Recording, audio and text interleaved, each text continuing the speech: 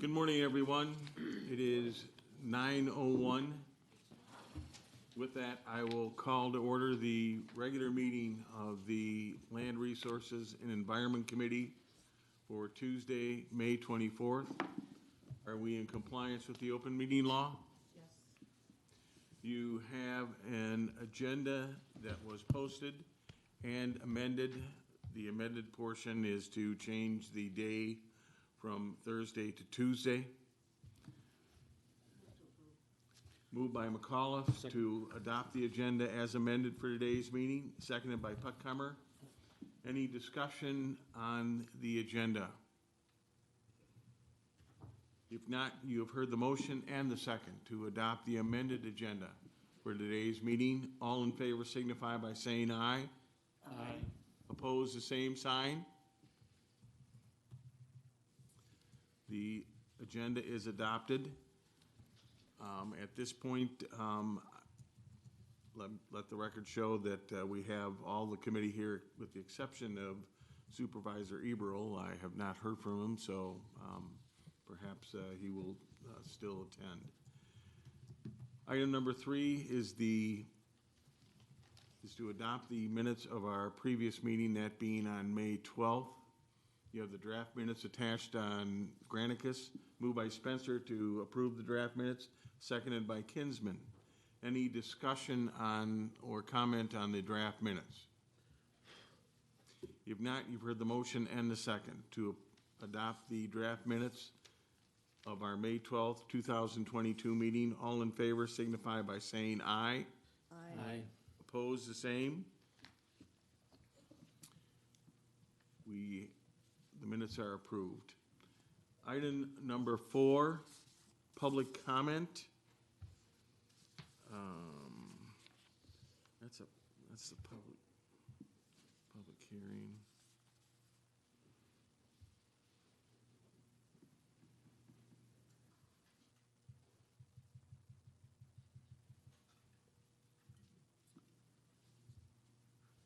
So we have 2 requests to speak underneath public comments. These both regard item number 13, which is not a public hearing. So with that, the first request comes from, is it Chris Furman? Yeah, we just put that in case we needed to speak on our item 13. Do we need to at this point? I apologize.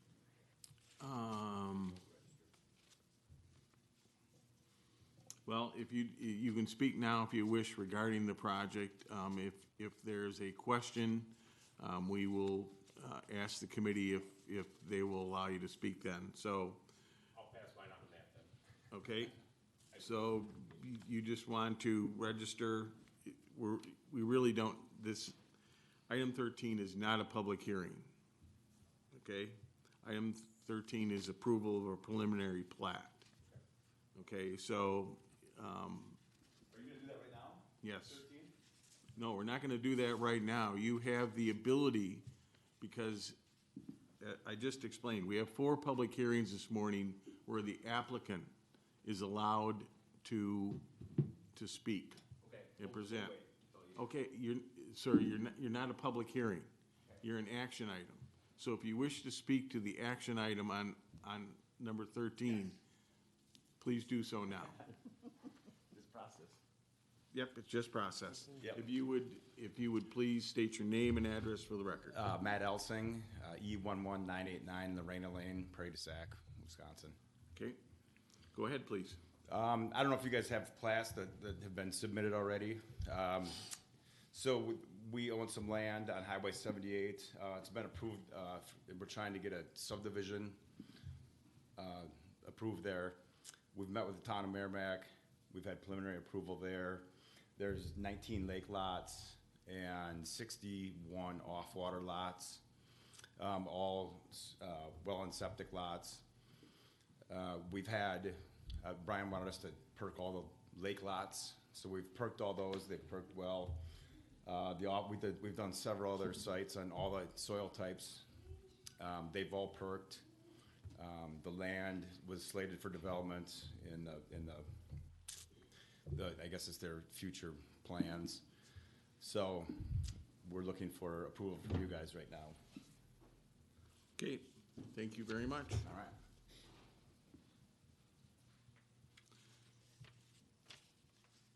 And Mr. Furman, do you wish to, you just want to be noted in our minutes as being here in favor of it? Yep, thank you. Thank you very much.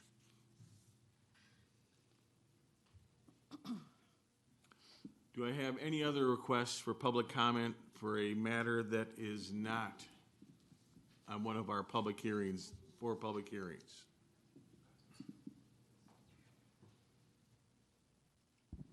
Tate, with that? This is a public hearing, and that's a public hearing too. Okay, all right. So any other matter, any other public present who is not here as an applicant on the public hearing or to speak to one of the 4 public hearings this morning? If not, we will move on. Public comment is closed. Item number 5, communications. Lisa, please. So there's just one communication. There should be a flyer on Granicus noting the pasture walk that's coming up on June 2nd at 6 o'clock at the Double R Ranch, just outside of Elroy. Any questions of Lisa on the communication? If not, then we will move on to item number 6. That would be the surveyor. Good morning, sir. Thank you. Departmental report, all I've got is getting ready to start on road construction corners. The construction projects for the year, I have to go out and check the section corners, put GPS coordinates on them before they can do their construction. So getting ready to start on that. Also, I'm doing a certified survey for the treasurer. There were 5 tax parcels taken on tax deed that she wanted to combine into a single parcel, so it would be more saleable. So I'm working on that. Everything else is pretty much routine. Any questions of the surveyor on his report? Any questions of the surveyor? If not, if you wish to speak to the vouchers, Pat? Remonumentation bounty invoices, the Asmark surveys, for anybody who isn't aware, that's my company. And the Corp Council ruled long ago that I am eligible for the bounty as well as any other surveyor, but my work has to be checked by another surveyor who is designated by this committee, and that's the second invoice from the Excelsior Group. And then the last page of the Granicus documents is his checklist that he performs when he checks my work, the Excel file. Any questions in the vouchers? Val? I'll move to pay the vouchers. Moved by McAuliffe to pay the vouchers, seconded by Kinsman. Any discussion or question on any of the vouchers? If not, you've heard the motion and the second to pay the vouchers for the surveyor's office. All in favor signify by saying aye. Aye. Opposed, the same. Vouchers are unanimously approved. Thank you very much, sir. Thank you. Item number 7, Land Resources and Environment. Review and approval of vouchers. Lisa?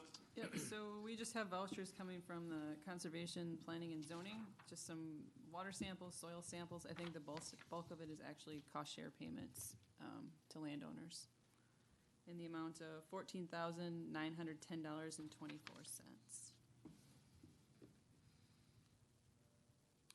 Val? Move to approve. Moved by McAuliffe to approve, seconded by Lohr. Any discussion or question on any of the vouchers? If not, you've heard the motion and the second to pay total vouchers for the Land Resources and Environment Department in the amount of $14,910.24. All in favor signify by saying aye. Aye. Opposed, the same. Vouchers are unanimously approved. It is 9:10, so let us move on to item number 9. And that is discussion and possible action on a resolution to authorize a contract with Michael's Construction Incorporated for the use of the Summer Oaks Boat Landing. Lisa? So after the discussion with committee at the last meeting, we did update the contract, which we attached to Granicus so that you guys could take a look at it. Trying to nail down, I guess, the asks that the committee originally had in the discussion with Michael's. This was sent back to the representative from Michael's, Mr. Rice, and I have not heard anything from him. So I don't know today if this is the time to approve this, or we wait and, I guess, wait for them, and maybe we just look at it again on the 9th. Lisa, it's not attached, I guess. I, Yeah, it is. I got it on there. If you refresh it, please, It's on there. Peter. It's highlighted in yellow, the changes on it, towards the bottom. Dennis? Yeah, I guess I'd much rather wait and see what we hear back from Michael's. Brandon? I was just gonna ask, Marty, if you have any prior experience with it. I see the verbiage says, in the event that they don't go to that primary site they were looking at, that they would come to this one. Is it customary to do this? Well, I was uncomfortable with that, and also, the first, in meeting with Lisa, I meet with her regarding the agenda before every one of these meetings, and I was rather uncomfortable with whose definition of deteriorating was going to be used. I think already the boat landing is in less than pristine shape, and so the first yellow highlighted area on that draft specifies that if the launch deteriorates. Well, I don't want to get into a opportunity for a suit where we ask them to do something, they say it was already deteriorated, and they tell us to take us to court. And so, our corp counsel is out until next Wednesday. So I think that's one of the matters that, I would like him to look at again. Lisa and I agreed that she has not heard back from these folks. This is not going to go therefore to county board until the 21st. So in the absence of a reply from these folks on the draft contract, I guess it would be my suggestion that we postpone this until our meeting on the 9th to see if we have a response and clarification on some of the language. Can I make a motion to do so, to postpone it till? You can do so. Motion by Spencer to postpone until the 9th, seconded by Lohr. Discussion on the motion to postpone.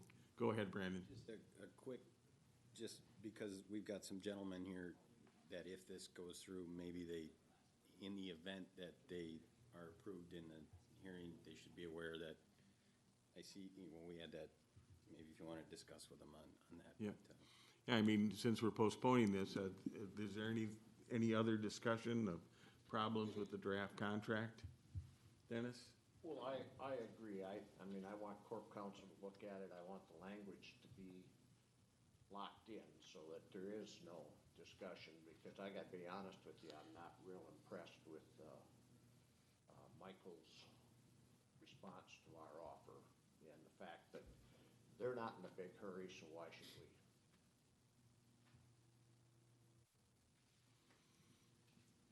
Yeah, I think there was an immediacy when they appeared before the prior committee for Mr. Spencer, who wasn't there. But there seemed to be this urgency to get this nailed down.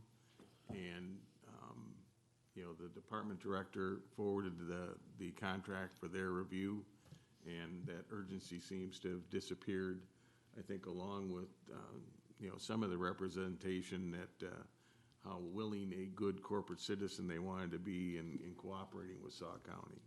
So I think that I think the motion to postpone is in good order. Pete, did you have something you want to add? No, I didn't. Any other discussion on the motion to postpone? If not, you've heard the motion and the second to postpone item number 9. That is possible action on a resolution to authorize a contract with Michael's Construction Incorporated for the use of the Summer Oaks Boat Landing until our June 9th meeting. All in favor signify by saying aye. Aye. Opposed, the same sign. Item number 9 is postponed to our first meeting in June.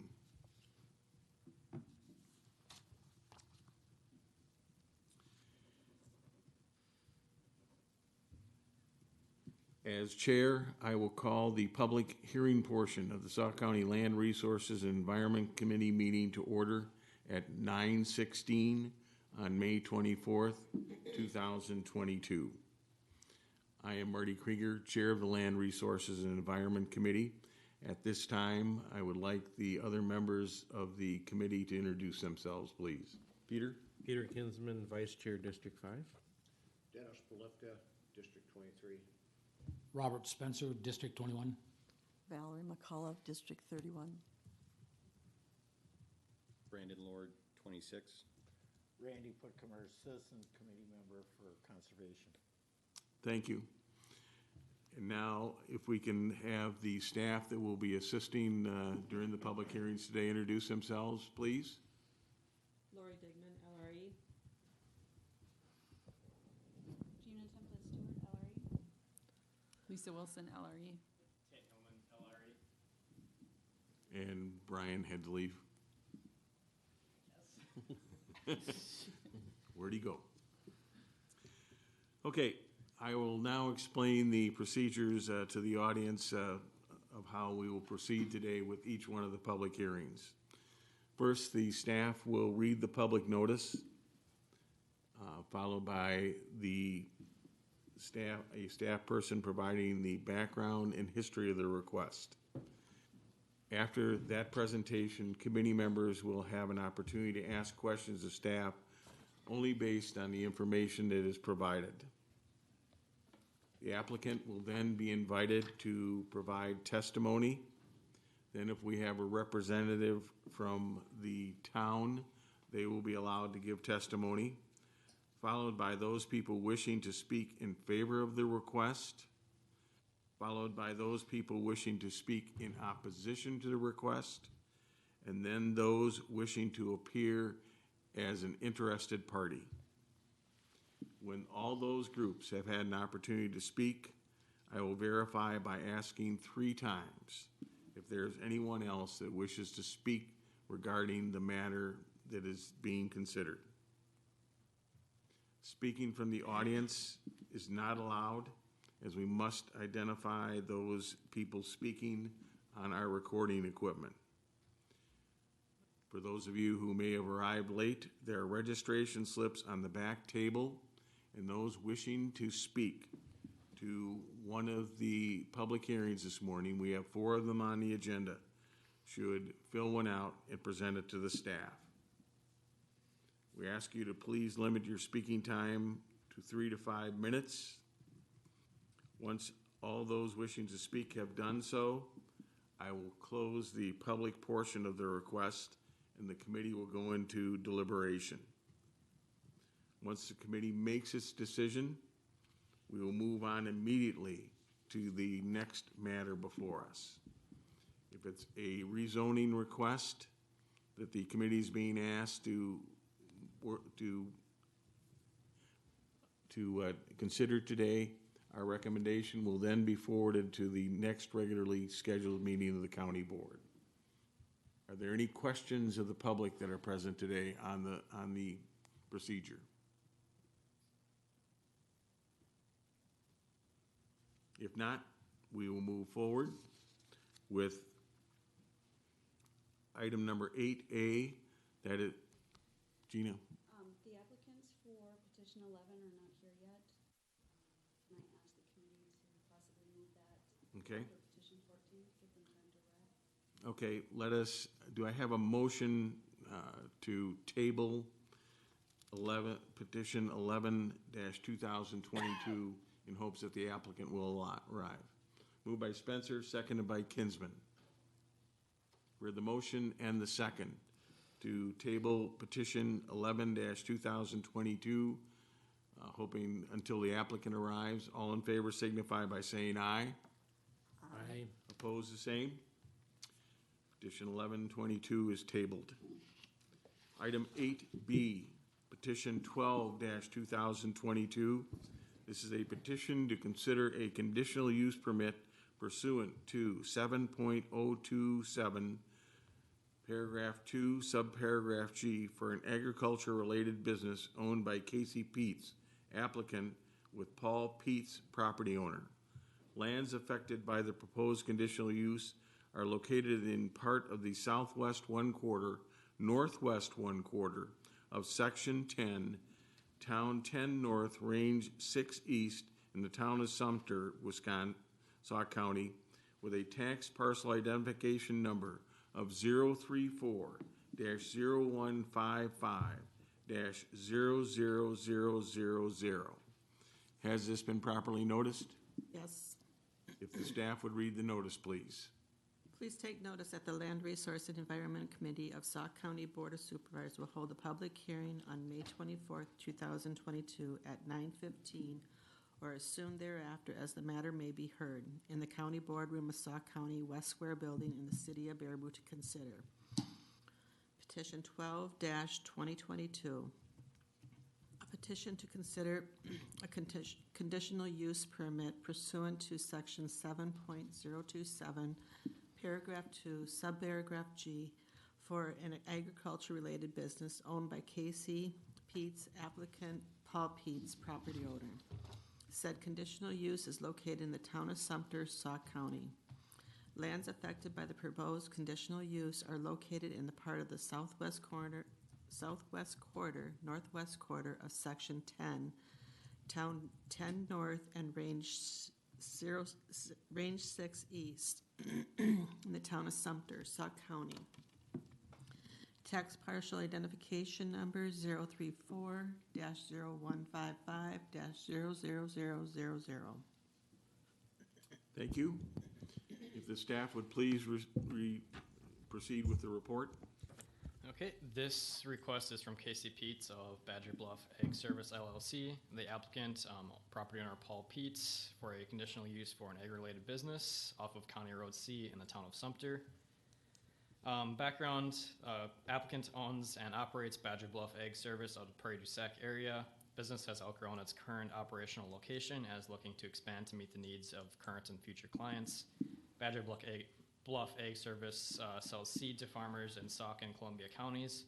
The applicant holds a seed chemical applicator license for the application of chemicals, which are pesticides, herbicides, and fertilizers to seeds, as well as, and also provides agronomy consultation services to clients. The analysis, current zoning is exclusive agriculture. The zoning will remain the same. Relevant plans include the Town of Sumter Comprehensive Plan and Sauk County Comprehensive Plan, and the surrounding area is characterized primarily by agricultural uses. The property itself is zoned exclusive agriculture, and the use is currently agricultural fields. Property to the north is exclusive agriculture and is croplands and wooded. South is exclusive agriculture and croplands and residential and a farm. Property to the east is exclusive agriculture and uses agricultural fields, and property to the west is also exclusive agriculture and used for agricultural production as well. Parking, upon review of the zoning ordinance, this type of use is under the moderate parking requirements, which is 4.5 parking stalls per 1,000 square feet of floor area, per section 7.092, paragraph 5, subparagraph B. Based on this requirement of the floor area and the floor area of the structure, 54 parking stalls would have been required. Section 7.092, paragraph 5, subparagraph E allows for this requirement to be modified at the discretion of the agency or zoning administrator, provided that the purpose of the subchapter is met. Sauk County Land Resources and Environment staff has determined that a modification to this requirement is reasonable and has required that 12 parking stalls be required. Septic and sanitary, there currently is no septic system on the property, as it is an agricultural field. A suitable septic system shall be designed for the proposed use by a licensed professional, approved by the appropriate government units, and installed. All necessary permits shall be completed and approved prior to the construction and use of the new structure. This is a recommended condition if approved. Well, there is not a well or water connection currently on this parcel. Property access, the applicant has current access from County Road C for an agricultural field entrance. The access shall be modified according to the requirements for an ag-related business use by the Sauk County Highway Commissioner and the Town of Sumter. Lighting, the applicant has not indicated that additional lighting will be installed above, the applicant has indicated that additional lighting will be installed above business entrances and to illuminate the surrounding lot. Stormwater, the applicant has been instructed to contact the Wisconsin DNR to receive verification of permitting requirements for this project. If permitting is required by the Wisconsin DNR, copies of the approved permit and all plans shall be submitted to Sauk County. This is a recommended condition if approved. Zoning ordinance standards and criteria. In reviewing a conditional use, the agency shall follow the standards of section 7.151, paragraph 5. A, the establishment, maintenance, or operation of the proposed use may not be detrimental to or endanger the public health, safety, or general welfare of occupants of surrounding lands. The findings, the applicant's application states that the building will be constructed according to all applicable state codes. The building will be used daily with daily upkeep. Seed handling, storage, and maneuvering will all be done within the confines of the building and the surrounding lot. Safety signage and measures will be taken in accordance with the industry standards as stated in the applicant's application. B, the use will be designed, constructed, operated, and maintained so as to be compatible and be appropriate in appearance with the existing or intended character of the general vicinity, and that such use may not change the essential character of the area by substantially impairing or diminishing the use, value, or enjoyment of existing or future permitted uses in the area. The findings, the surrounding area is characterized by its agricultural uses. The applicant's application states that the building has been designed to be similar in appearance with other agricultural buildings in the area. The building is to be built in a field currently used for row crop agriculture, and the building will only take up about a quarter of the current field area, while with the remainder remaining in agricultural production. The applicant states that all exposed soil that is not gravel surface will be seeded with native grasses after construction, and the use of the building as an agriculture-related business mimics the character of the area and blends in with the current uses. In reviewing the conditional use, the agency shall consider the following criteria, section 7.151, paragraph 6. A, the erosion potential of the site based on topography, drainage, slope, soil type, and vegetative cover and mitigation of erosion potential. The finding, the erosion potential of the site is low based as the site has minimal slopes. The applicant's application states that they propose to construct a berm on the east end of the disturbed area to ensure that water flows to the west, away from any potential to the road. A shallow drainage channel is planned to be constructed on the east side of the building to ensure that water travels to nearby road ditches. All disturbed and exposed soil will be seeded into a sod-forming grass to prevent erosion according to the applicant's application. B, the prevention and control of water pollution, including sedimentation and potential impacts on floodplain and wetlands. Findings, the applicant's parcel does not contain, nor is it located near any wetlands or floodplain. The applicant's application states that they will install drains in the building to contain water that is collected within the building in a basin that can be properly disposed of. The application also states that drainage for rainwater from the roof will be installed to keep it from accumulating from the surrounding area. The applicant states that slopes will be designed to prevent large volumes of water from overwhelming drainage channels not on the property to prevent water from directly accessing nearby waterways. The applicant shall contact the Wisconsin DNR for stormwater permitting regulations due to the amount of land to be disturbed. Copies of that approved permit or written communication from the DNR exempting the project from permitting shall be provided, and this is a recommendation of the permit if approved. C, whether the site has adequate utilities, including, if necessary, acceptable disposal systems. There currently is no power or water connections on site, and there's also no septic on the property as it is an agricultural field. A suitable septic system shall be designed for the proposed use by a licensed professional, approved by the appropriate government units and installed. All necessary permits shall be completed and approved prior to construction and use of the new structure. This is a recommended condition if approved. D, whether the site has access to roads and highways. The property currently has existing access to County Road C from an agricultural drive. The applicant has contacted the Sauk County Highway Department and received approval for a new driveway at the same location for an agriculture-related business use. E, whether the site has suitable ingress and egress.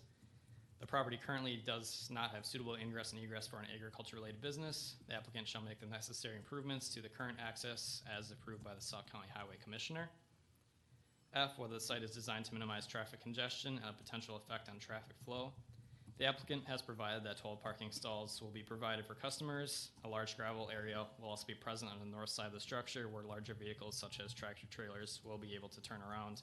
The minimal daily traffic should not cause a noticeable effect on traffic flow to the area. Plan Commission Town Recommendation. On April 11th, the Town of Sumter Plan Commission forwarded a recommendation to the Town Board of Sumter on April 11th, and the Town Board recommended approval with no additional conditions. Land Resources Environment Staff Recommendation, based on the information provided and the analysis of Section 7.151, Paragraph 5, Subparagraph A and B, and Section 7.151, Paragraph 6, Subparagraphs A through F of the Sauk County Ordinances, staff submits that this application meets the standards and requirements for a conditional use permit to be approved. Should the Land Resources Environment Committee choose to approve the conditional use permit, staff would recommend the following conditions be considered. A, the establishment, maintenance, or operation of the proposed use may not be detrimental to or endanger the public health, safety, or general welfare of the occupants of surrounding lands. B, the use will be designed, constructed, operated, and maintained to be compatible and be appropriate in appearance with the existing or intended character of the general vicinity, and that such use may not change the essential character of the area by substantially impairing or diminishing the use, value, or enjoyment. Recommended conditions for Petition 12-2022. C, the conditional use shall be established, constructed, and administered in accordance with the plans, specifications, and information provided as part of the record to the Land Resources and Environment Committee on May 24th, 2022. This includes all information contained in the application to the department, as well as testimony provided and exhibits reviewed and accepted during the public hearing. Any expansion to the use, structures, or gravel parking area around the structure will result in the need for an application for an expansion to an approved conditional use permit. D, the property owner shall apply for and be issued a land use permit for a change in use by the department pursuant to Sauk County Code 7.153, Land Use Permits Review Procedure and Standards. All state, federal, and town permits applicable to the use shall be obtained by the property owner. E, any lighting provided on the property will meet the requirements of Section 7.091, Paragraph 7, and shall be shown on plans submitted to the department. Lighting provided on the site shall be located to eliminate glare beyond the property lines. F, the all-weather driveway and parking spaces shall be maintained as needed. G, the vegetated buffer shall meet the minimum requirements of Section 7.042. The vegetated buffer shall be established within 180 days of the date of the signed decision letter. H, no sign shall be added without first applying for and being granted a Sauk County sign permit. I, a suitable septic system shall be designed for the proposed use by a licensed professional, approved by the appropriate government units, and installed. All necessary permits shall be completed and approved prior to construction and use of the new structure. J, verification of permitting requirements through the Wisconsin DNR for stormwater requirements shall be provided to the department. All plans submitted to the DNR and verification letter shall be provided to Sauk County LRE prior to issuance of a land use permit to verify the requirements of the DNR have been met or will be satisfied. K, failure to comply with the standards and conditions of the conditional use permit may result in the revocation of said permit and order for removal of any structures or discontinuance of any use thereby permitted by the conditional use permit by the Land Resources and Environment Committee of the Sauk County Board of Supervisors. L, if a conditional use is not initiated by securing a land use permit within 365 days of the approval, the conditional use is considered void unless an extension is requested and granted by the zoning administrator prior to the original expiration date. Should the use or activity cease for 365 days or more after first being established on the property, the use will have been deemed to be terminated. And Sauk County Land Resources and Environment Committee does recommend approval for this application then. Thank you. Any questions of the staff on his report? Any questions by the committee on the staff report? Thank you, Tate. Thank you. If the applicant would please come forward.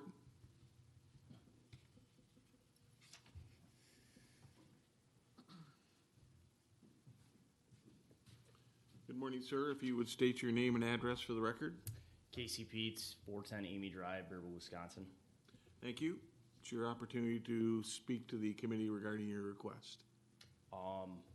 Basically everything that was in there is, it's a building. I was working out of Eagle Valley down there, selling seed out of there, moving out of there. Kind of outgrew that place, and just through transition, I'm moving out to this facility. It's right across from our family farm. So I farm out there, and building a building closer to the farm. Anybody's got any questions about it? Questions on the applicant regarding his request? Any questions by the committee for the applicant on his request?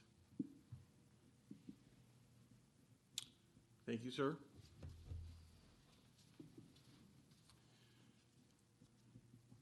I do not believe that we have anybody from the town of Sumter here this morning. Seeing no hand go up, we will move on.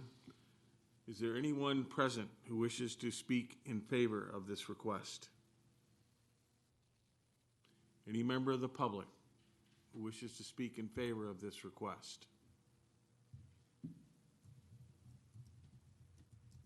Seeing none, is there anyone present who wishes to speak in opposition to this request?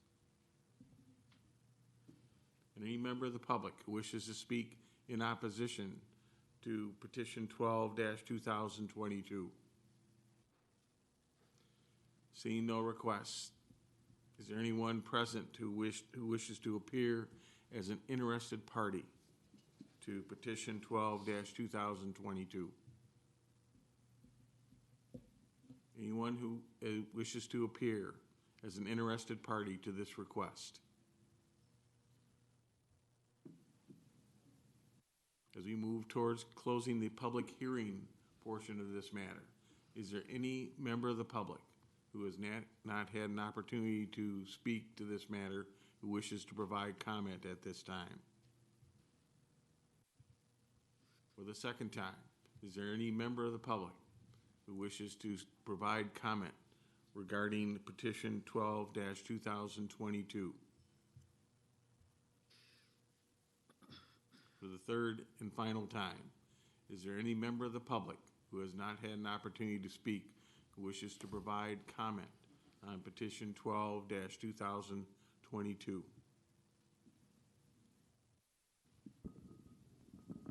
Before I close the public hearing, committee, do you have any questions for either the staff or the applicant on this matter?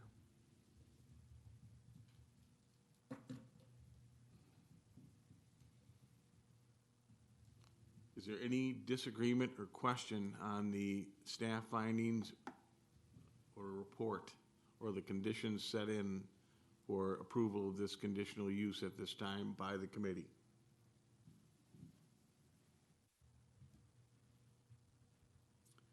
Seeing none, the public hearing portion of this matter is closed. Committee, it is in your hands. Dennis? Yeah, Mr. Chairman, I'd move to approve petition 12-2022 contingent upon the conditions stated in the petition, and to accept the findings of law by staff of the Land Resource and Environmental Department. Moved by Polivka, seconded by Spencer.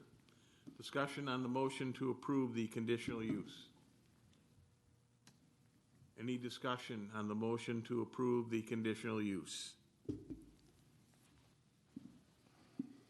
Seeing no request, you have heard the motion and the second to approve a conditional use permit pursuant to 7.027, paragraph 2, subparagraph G for an agriculture-related business owned by Casey Peets, applicant, with Paul Peets as a property owner located in the town of Sumter.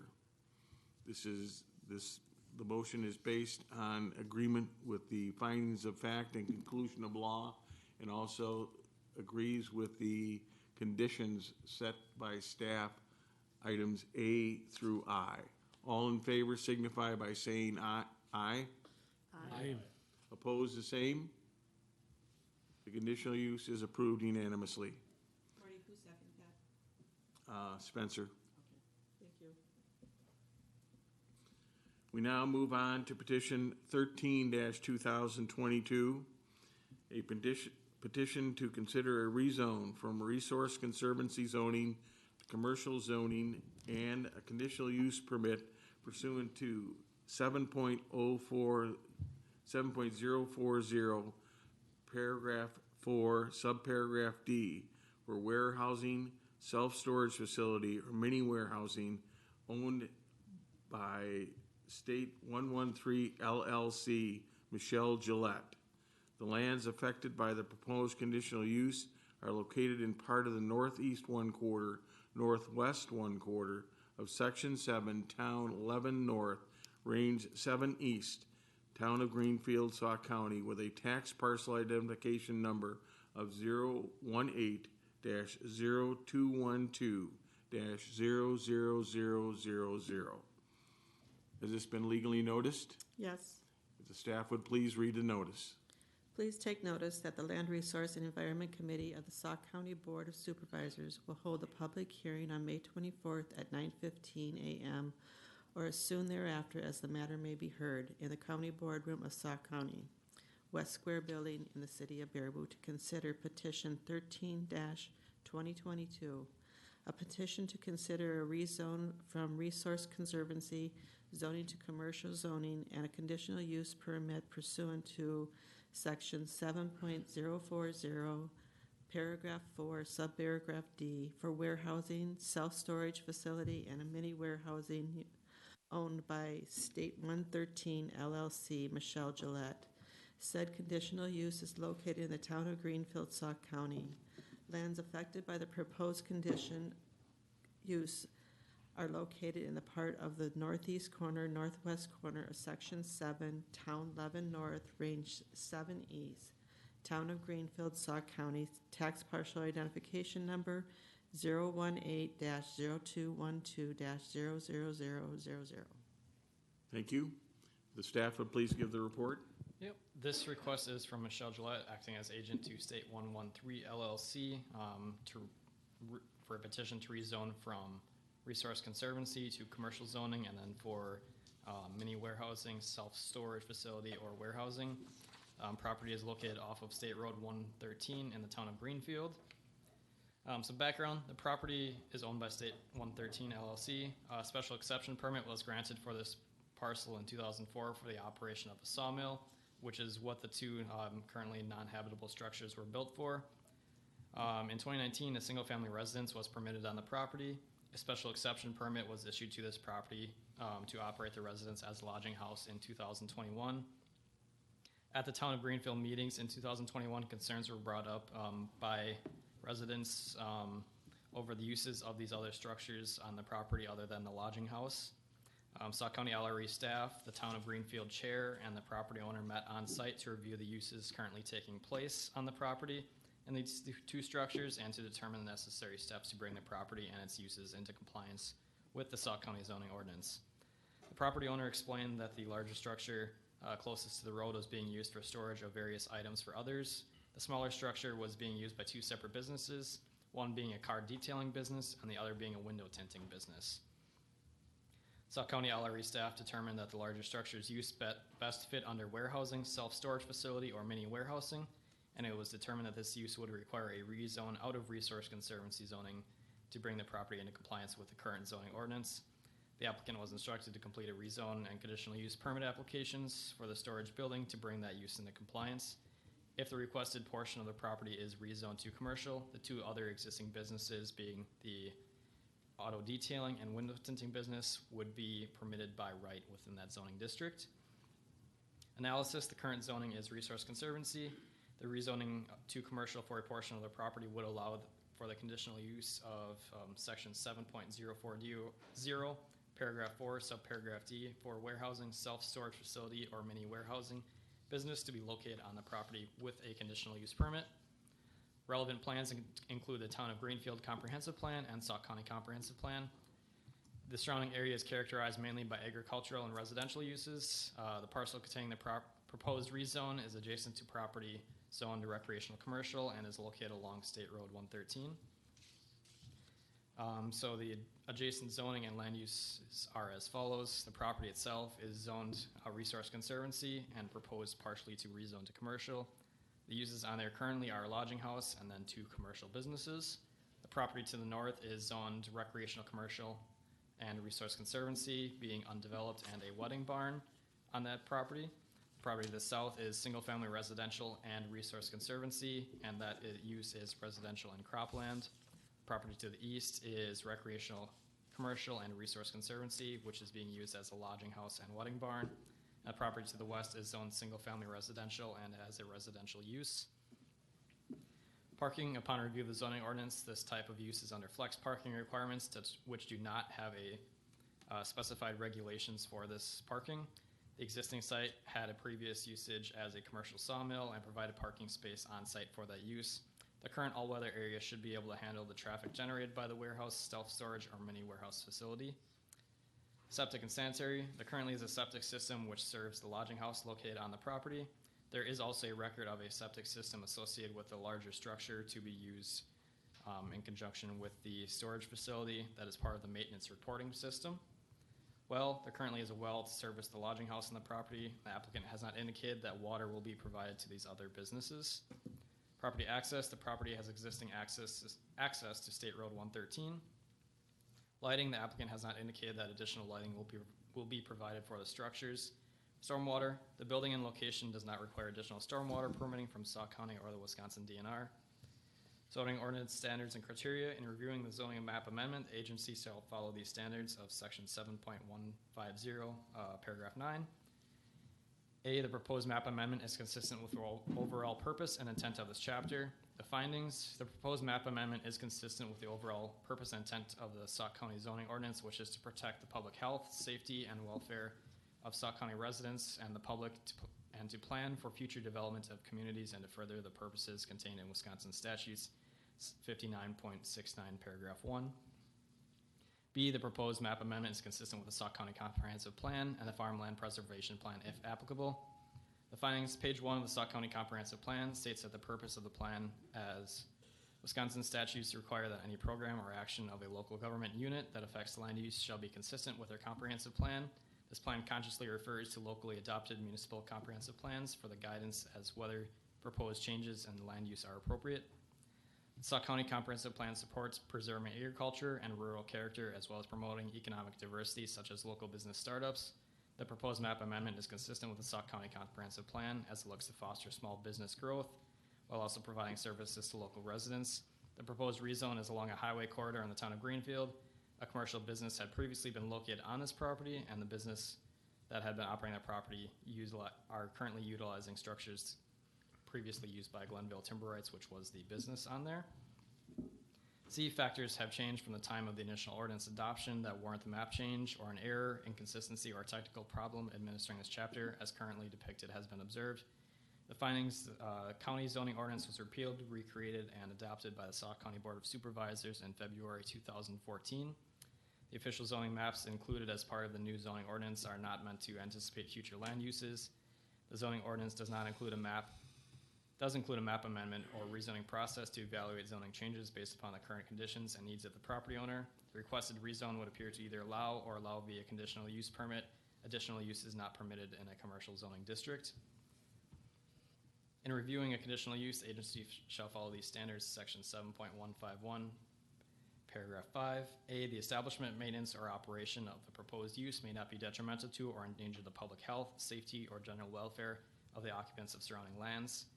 The findings, it does not appear that the proposed use for the property would endanger the public health, safety, or general welfare of the community. The proposed use as a storage facility has secondary standards requiring that all items and materials are stored indoors, which looks to protect the health, safety, and welfare of the surrounding lands.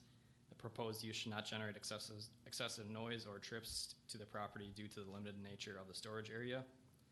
B, the use will be designed, constructed, operated, and maintained so as to be compatible and be appropriate in appearance with the existing or intended character of the general vicinity, and that such use may not change the essential character of the area by substantially impairing or diminishing the use, value, or enjoyment of existing or future permitted uses in the area. The findings, the surrounding area is characterized primarily by agricultural and residential uses. The proposed structure will sufficiently match the existing character of the area as there are many accessory structures nearby. The site plan showing a vegetated buffer planting will help to conceal the building from other properties and State Road 113. There are other intensive uses in the area located along State Road 113, and the structure has been present for over 15 years, and that change in operation to an indoor storage facility appears to be compatible with the character of the area. In reviewing the conditional use, the agency shall consider the following criteria, section 7.151, paragraph 6. A, the erosion potential of the site based on topography, drainage, slope, soil type, and vegetative cover and mitigation of erosion potential. The findings, the site has an area of high slopes on the western side of the property. The site itself is largely vegetated by grasses and trees. There is a potential for erosion on the all-weather drives as they are surfaced with gravel. The applicant has not indicated that any additional construction will take place, and which should minimize the erosion potential of the site overall. B, the prevention and control of water pollution, including sedimentation and the potential impacts on floodplain and wetlands. There is a minimal chance of impacts to wetlands or floodplains, as there are no wetlands located within about 400 feet of the proposed structure. Water pollution would have to then travel through or across a large stand of pines as well as across prairie grass to get to nearby wetlands. There will be minimal impacts to wetlands on the site, and there is no floodplain nearby. Whether the site has adequate utilities, including necessary acceptable disposal systems. The site currently has existing power, septic, and water for the lodging house. The structures within the proposed commercially zoned area have power. The applicant has not indicated that septic or water will be installed for these structures. D, whether the site has access to roads and highways. The findings, the property will have access to State Road 113. E, whether the site has suitable ingress and egress. The findings, the property has suitable ingress and egress from State Road 113.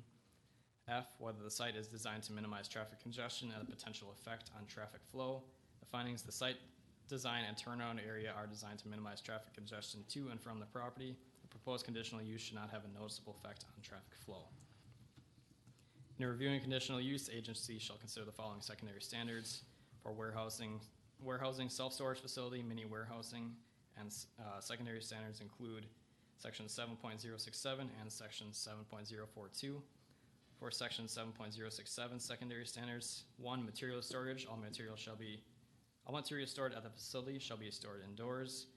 The findings, the applicant has been made aware of this provision and is a recommended condition if approved. 2, vegetated buffer. All warehousing, self-storage facilities, or mini warehousing shall meet the vegetative buffer requirements of section 7.042. The findings, the applicant has been made aware of this provision and has provided a planting plan considered suitable by the Sauk County Land Resources and Environment Department to fulfill the secondary standard. The vegetative buffer plan may be found in Exhibit C of the packet. Plan Commission town recommendation. On May 3rd, the Greenfield Plan Commission forwarded a recommendation to the Town Board of Greenfield. On May 10th, the Town Board of Greenfield met on their request. At this time now, a recommendation by the Town of Greenfield has been provided for the conditional use, which was recommended approval. And back in December, the Town of Greenfield recommended approval for the requested rezone, which at that time no application had been provided, but the town had recommended approval for this at that time. Land Resources and Environment staff recommendation. Based on the information provided and the analysis of section 7.150, paragraph 9, and Sauk County Code of Ordinances, staff submits that this application meets the standards and requirements for an ordinance amendment to be approved. The department recommends approval of this application. Based on the information provided and the analysis of section 7.151, paragraph 5, subparagraph A and subparagraph B, and section 7.151, paragraph 6, subparagraphs A through F of Sauk County Code of Ordinances, staff submits that this application meets the standards and requirements for a conditional use permit to be approved. The department recommends approval of this application. Should the Land Resources and Environment Committee choose to approve the conditional use, staff would recommend the following conditions be considered. A, the establishment, maintenance, or operation of the proposed use may not be detrimental to or endanger the public health, safety, or general welfare of the occupants of surrounding lands. B, the use will be designed, constructed, operated, and maintained so as to be compatible and be appropriate in appearance with the existing or intended character of the general vicinity, and that such use may not change the essential character of the area by substantially impairing or diminishing use, value, or enjoyment. Recommended conditions that apply to Petition 13-2022. C, the conditional use shall be established and constructed in accordance with the plans, specifications, and information provided as part of the record to the Land Resources and Environment Committee on May 24th, 2022. D, the property owner shall apply for and be issued a land use permit by the department pursuant to Sauk County Code 7.153. This shall include any new structures to be built on the parcel. E, all materials and items stored in the facility shall be stored indoors. F, the vegetative buffer shall be established within 60 days of the date of the signed decision letter. G, a permit for signs shall be submitted and approved per subchapter 9 of the Sauk County ordinances prior to any sign installation. H, the requested map amendment shall be approved by the Sauk County Board of Supervisors prior to a land use permit being issued and any work taking place on the parcel. I, failure to comply with the standards and conditions of this conditional use permit may result in the revocation of said permit in order for removal of any structures or discontinuance of any use thereby permitted by the conditional use permit by the Land Resources Environment Committee of the Sauk County Board of Supervisors. J, if a conditional use is not initiated by securing a land use permit within 365 days of approval, the conditional use is considered void unless an extension is requested and granted by the zoning administrator prior to the original expiration date. Should the use or activity cease for 365 days or more after first being established on the property, the use will be deemed to have been terminated. Department recommendation, the department recommends approval of petition 13-2022.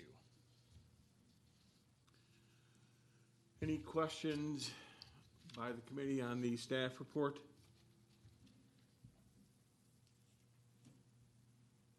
Any questions by the committee on the staff report?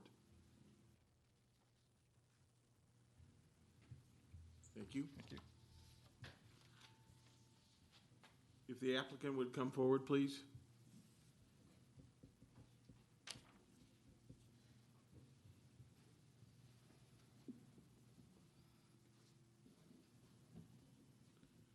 Good morning. If you would state your name and address for the record, please. Michelle Gillette, E12311, County Road W, Baraboo. Thank you. Please speak to your request to the committee. He pretty much said everything. I've gone through town and land use town twice. The property, I would assume you have the map. And so basically I'm trying to bring it into compliance. It hasn't been for over 15 years.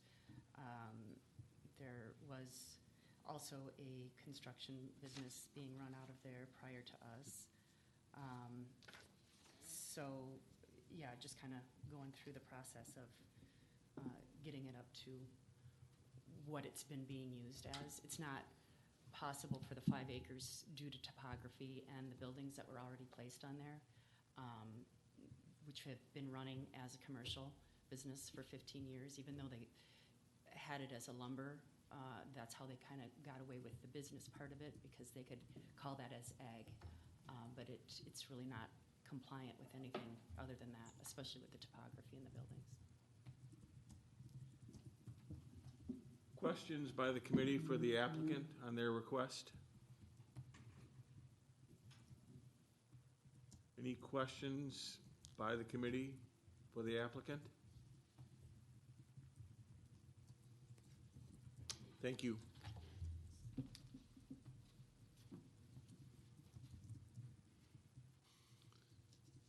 I don't believe we have a member of a representative from the town of Greenfield here.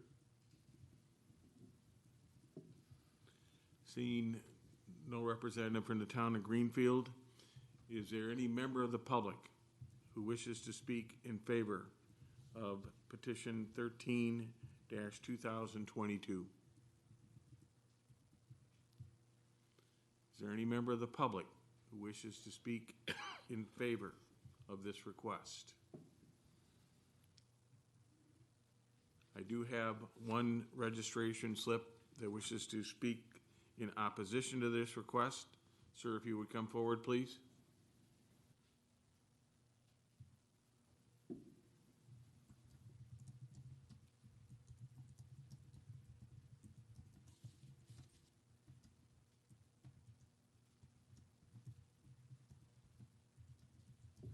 Good morning. If you would state your name and address for the record, please. My name is George Maxwell. I reside at S5412, Highway 113, Baraboo, Wisconsin. You have the floor, sir. Please. Pardon? You have the floor. Go ahead and Okay. speak to the committee. The last time I stood here with Mrs. Gillette was doing something over there. It didn't turn out too good about the wedding chapel. But all I want to say is that up and down the road within very close range of this facility that she owns, there are 12 or 14 houses that are all residential homes. And I would like to see that the zoning out there would either stay residential or agricultural. It was agricultural, most of that land that we're talking about right now when I bought my little farm years and years ago, but it's changed many, many times since then. That road is an awful busy road. The driveway to this, the entrance to this house is on a curve. And when I go out to get the mail, sometimes I wonder if I'm gonna come back because of the traffic out there. And speaking of traffic, since she has that facility and I don't know what's going on up there, but there are people that turn around in my driveway all the time. Some of them have enough guts to come right up to the garage and use my back around and then drive out on the road. But that's happened a lot. And all I would like to say to this committee is it would be nice if we'd keep it residential and agricultural zoned. Thank you. Thank you.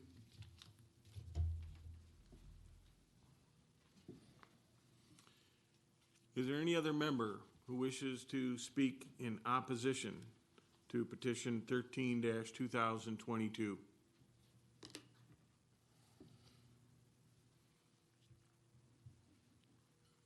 Seeing no requests, is there any member of the public who wishes to appear as an interested party to petition 13-2022? Is there any member of the public who wishes to appear as an interested party to this request? As we move towards closing the public hearing portion of this matter, for the first time, is there any member of the public who has not had an opportunity to speak regarding petition 13-2022 that wishes to enter comment at this time? For the second time, is there any member of the public who has not spoken regarding petition 13-2022 that wishes to provide comment regarding this request? For the third and final time, is there any member of the public who has not spoken regarding petition 13-2022 that wishes to provide public comment regarding this request?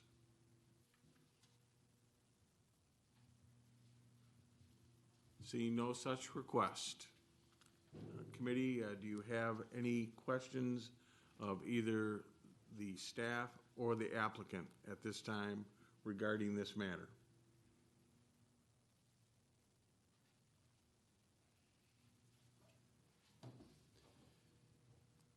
Additionally, committee, do you have any disagreement or question on the findings of fact or conclusion of law or the conditions set forth as a recommendation by the staff regarding this rezoning?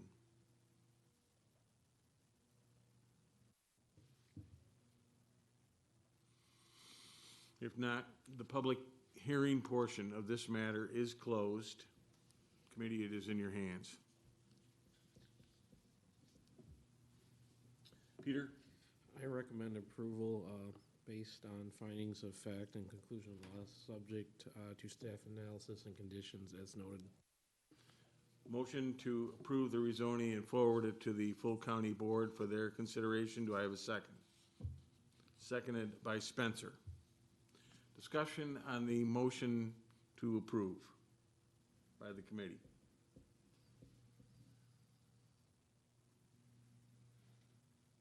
Any discussion or comment on the motion to approve?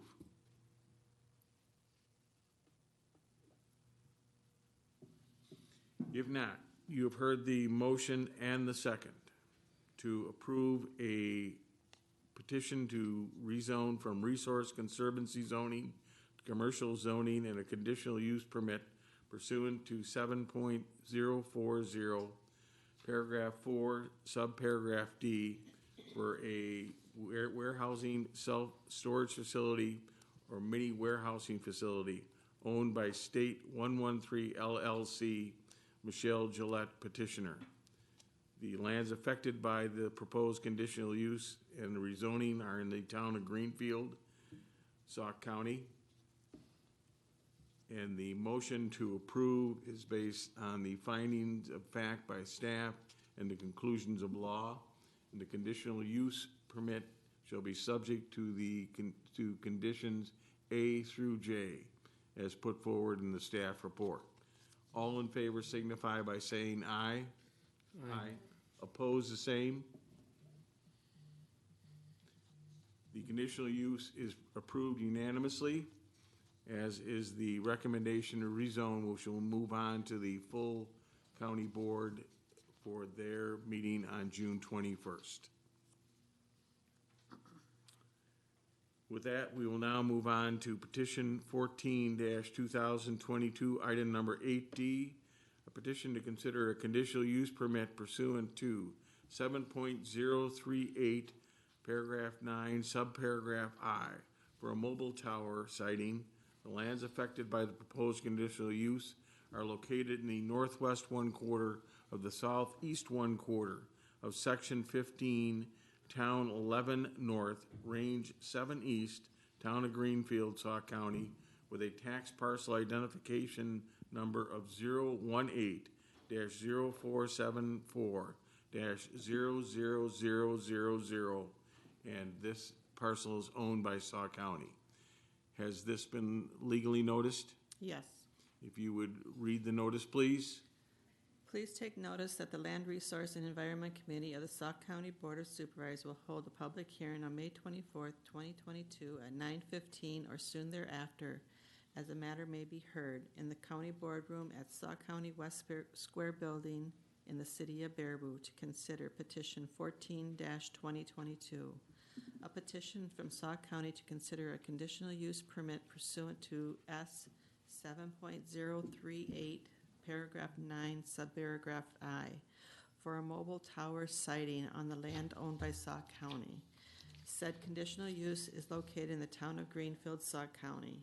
Lands affected by the proposed conditional use are located in the northwest corner of the southeast corner of section 15, town 11, north, range 7 east, and as further described in the petition 14-2022, tax parcel identification number 018-0474-00000.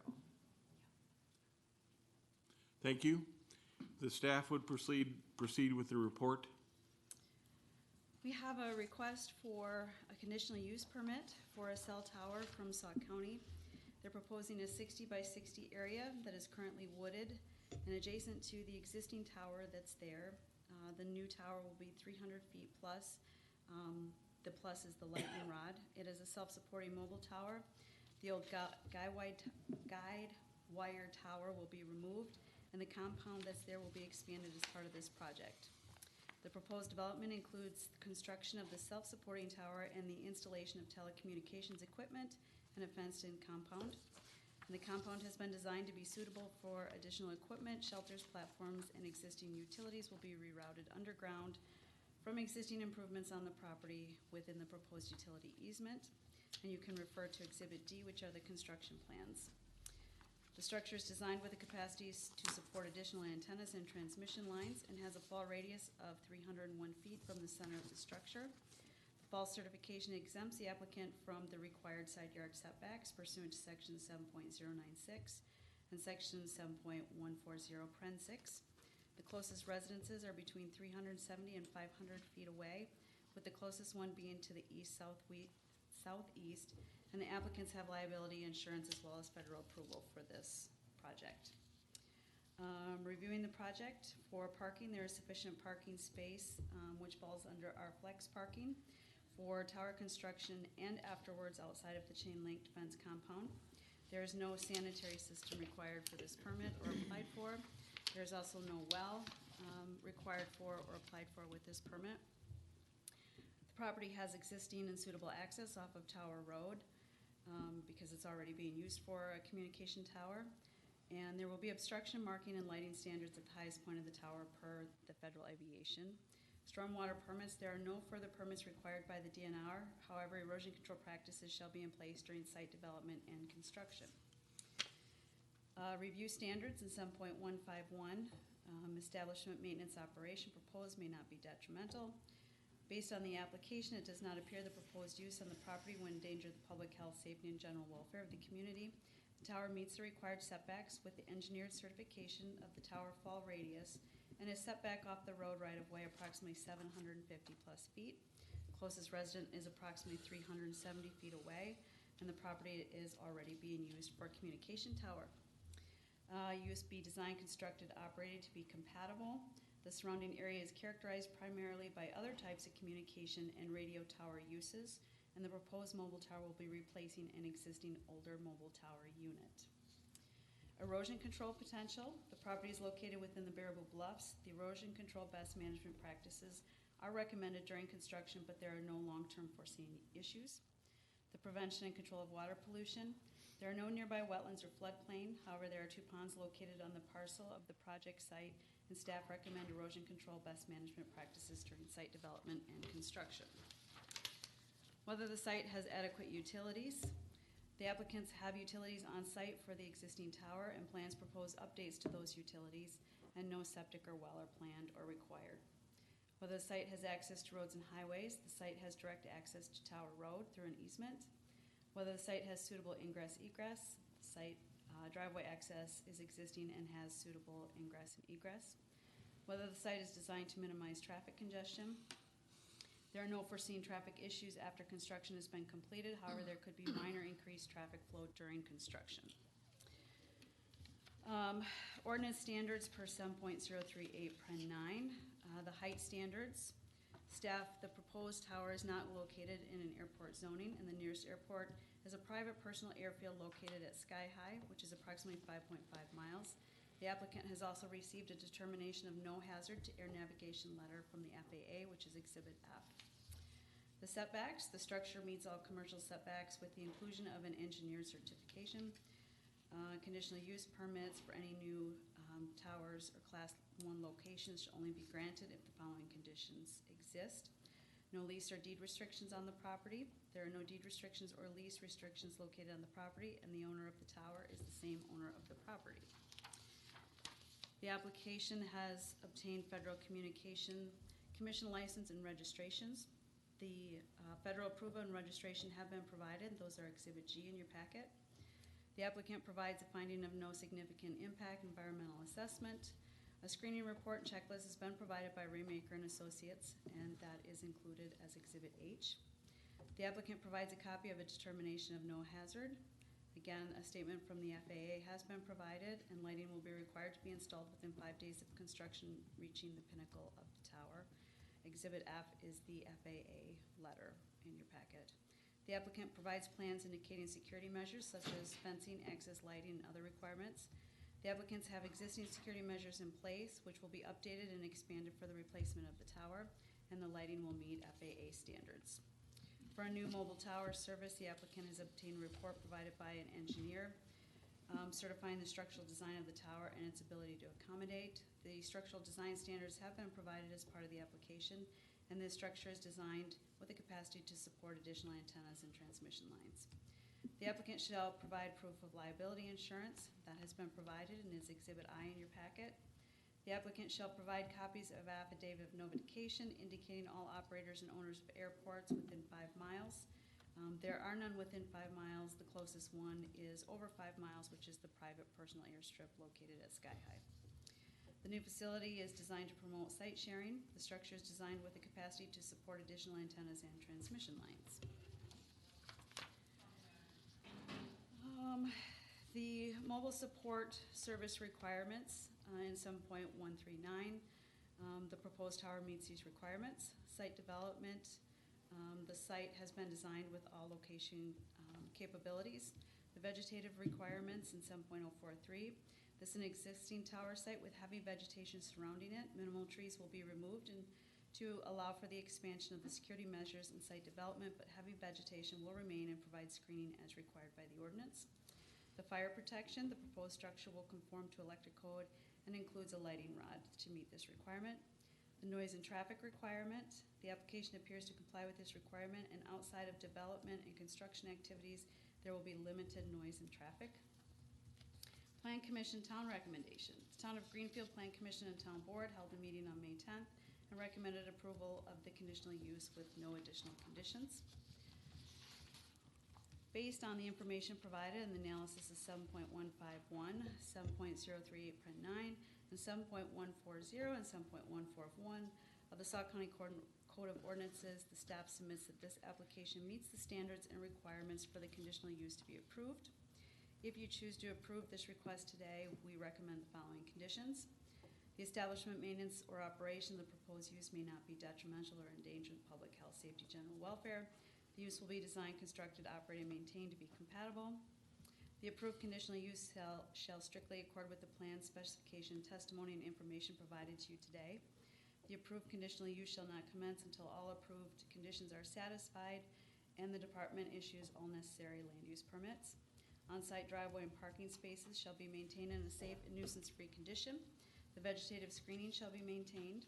The tower shall take into consideration the standards pursuant to section 7.144, which is the structural design, and the consideration to noise and traffic stipulations listed. If the tower is not operated for a period of 12 months, it shall be considered abandoned.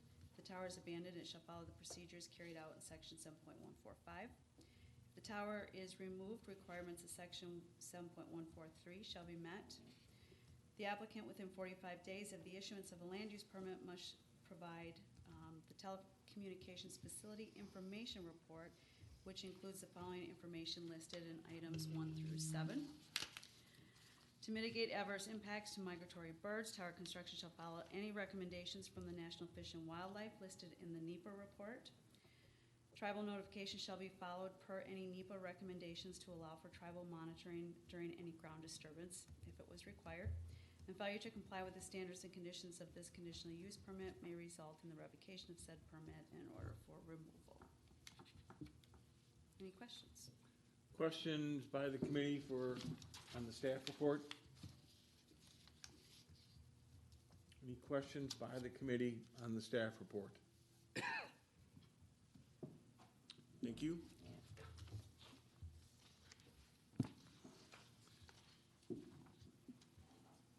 If the applicant's representative would come forward, please.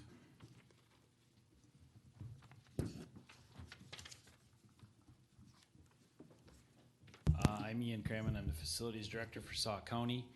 This is a direct replacement of the current tower that's out there. This will ensure safer use of that area with the tower itself. That tower is very important for our emergency services dispatching. We also provide services to Merrimack Fire off of that tower as well. There is potential for revenue in the future by co-locating with other potential cell companies if they so choose to. But again, the main purpose of this tower is to replace the existing 300-foot guy anchor tower that's there right now and to provide the emergency services traffic that is currently on that tower. Any questions of the applicant's representative at this time by the committee? Val, please. So there are no guy wires with this new tower? That is correct. They are totally removed. Thank you. Any other questions for the applicant's representative? Thank you.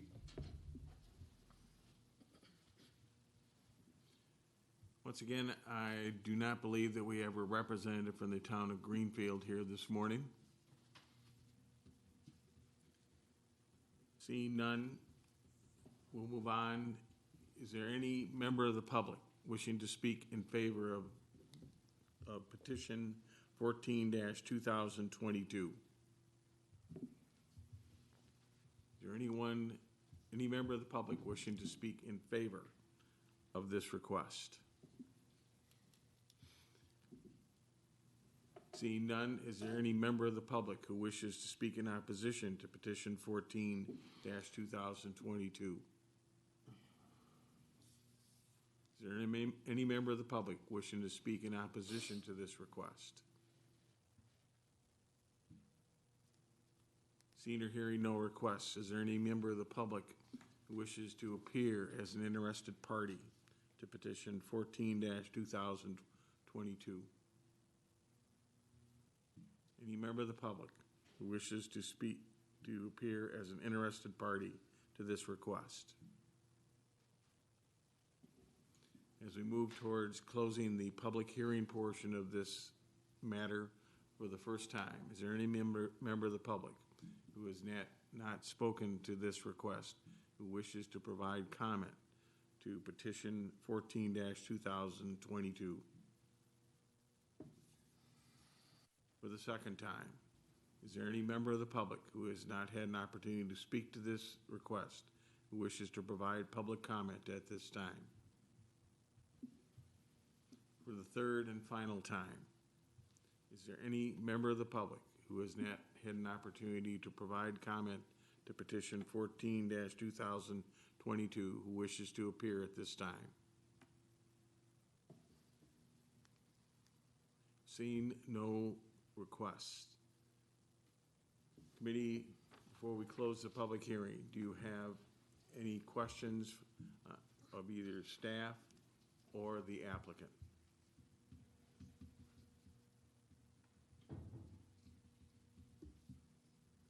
If not, do you have any questions or disagreement with the findings of fact or conclusion of law or the conditions set forth or recommended for this conditional use?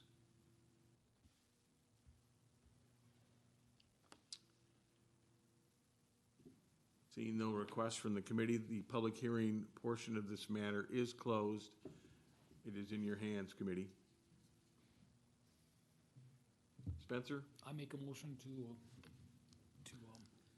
proceed with it, or to. Moved by Spencer to approve, seconded by Lohr. Discussion on the motion to approve. Any discussion or comment on the motion to approve the conditional use permit?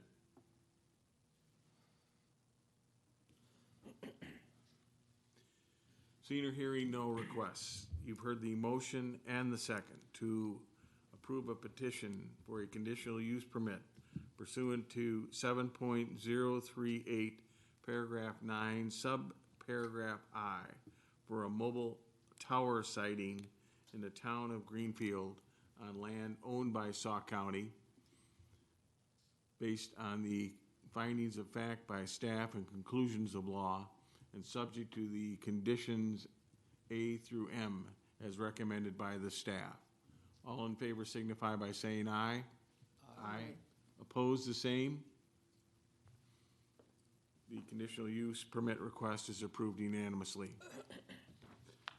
We now have the applicants present, so we will take item number 8A off of the table, that being petition number 11-2022 to consider a conditional use permit pursuant to 7.037 paragraph 7 subparagraph G for the location of a temporary second dwelling for ag use.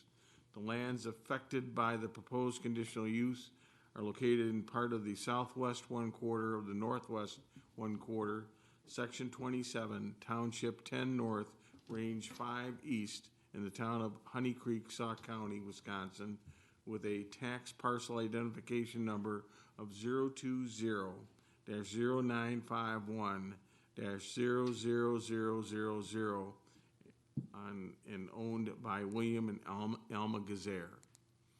Has this been properly noticed? Yes. If you would read the notice, please.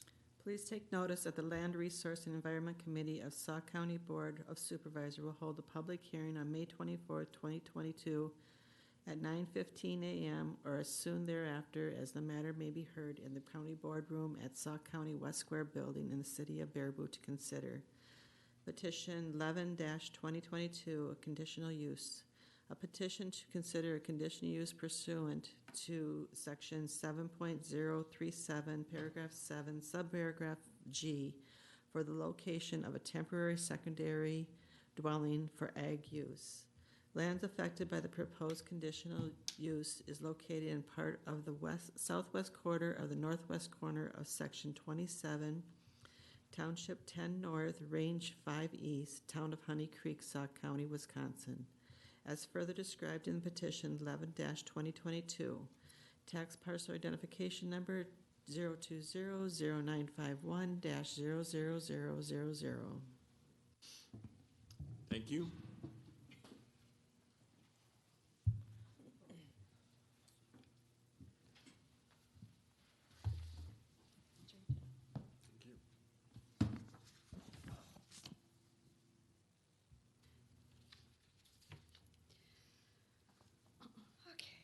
William and Alma have requested a conditional use permit for the location of a temporary secondary dwelling for ag use on their property.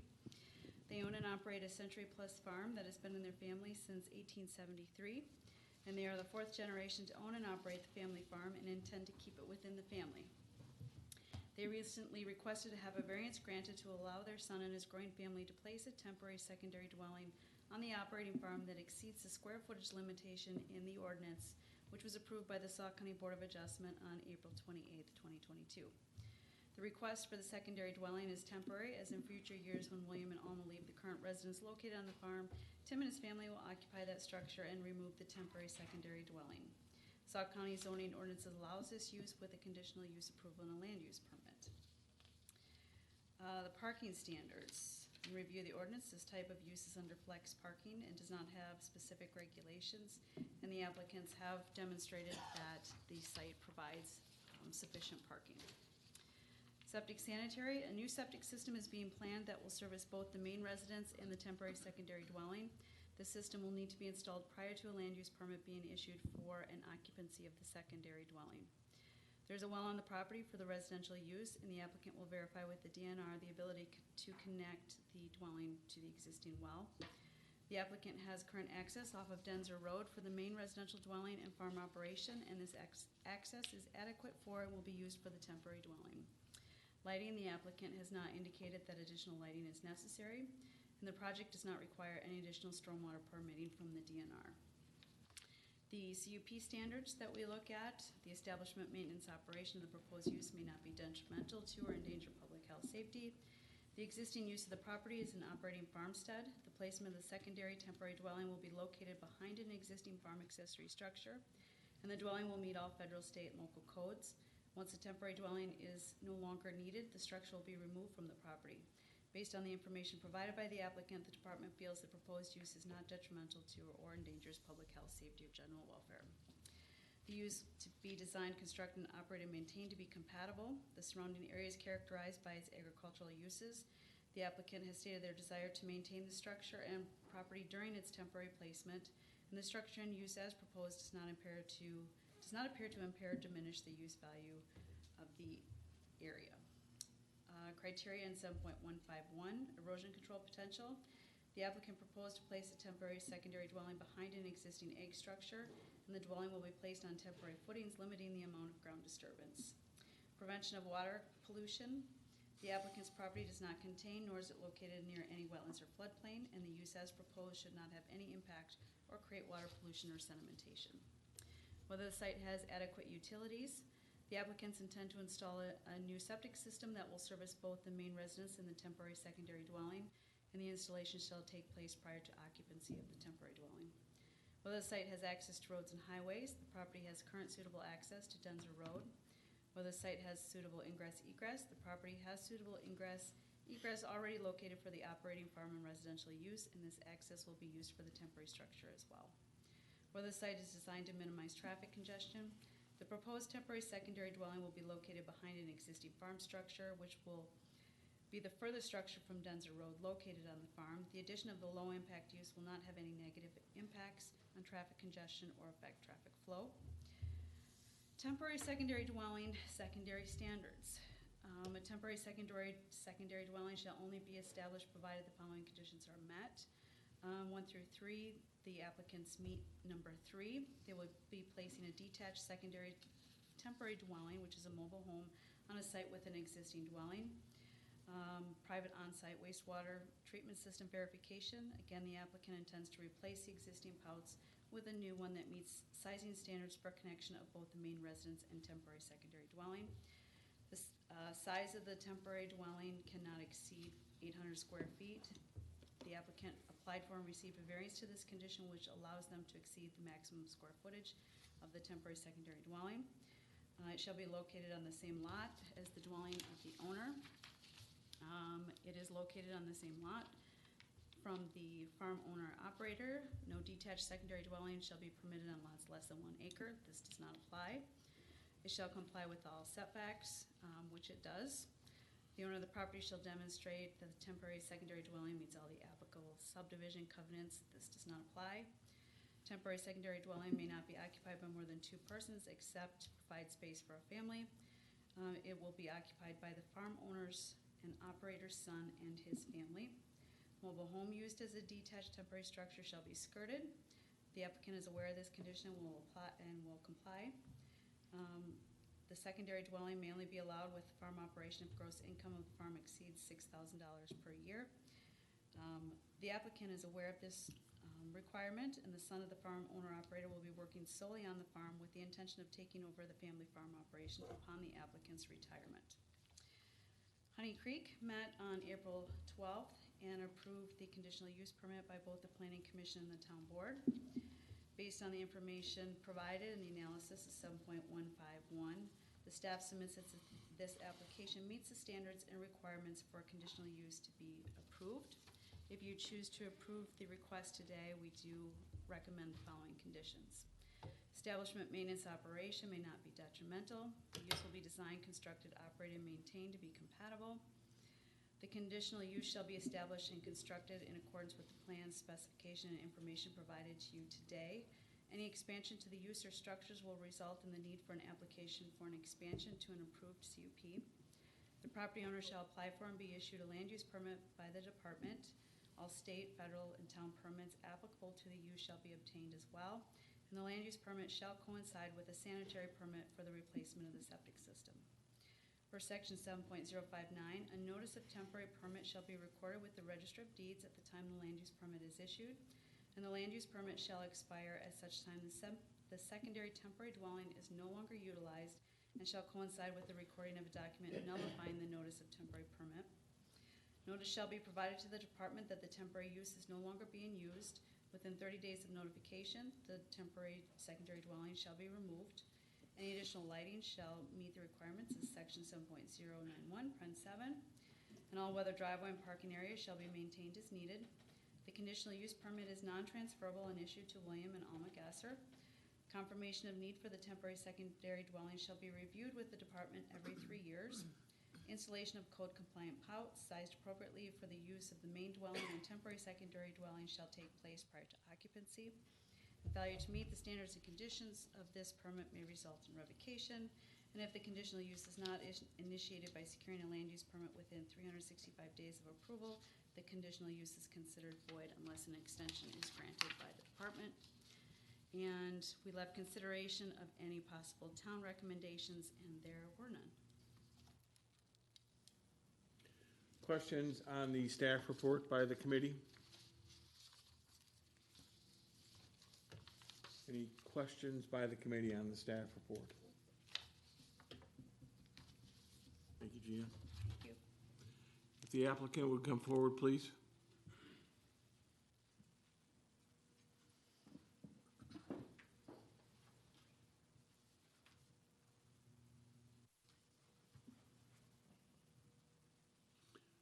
Good morning. If you would state your names and address for the record, please.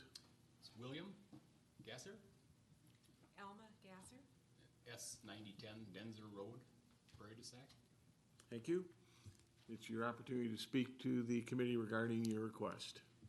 We've had our son and daughter living with us for a couple weeks now, and they are glad to be on the farm, and she comes out with the kids to the barn, and they are very excited about the chance of living right on the farmstead and being a part of it.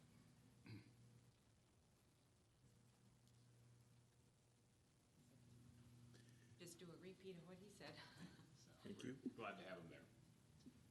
Questions by the committee for the applicant?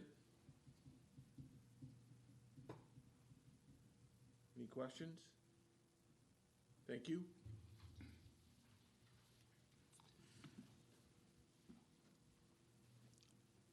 I do not believe we have any representative from the town of Honey Creek here this morning.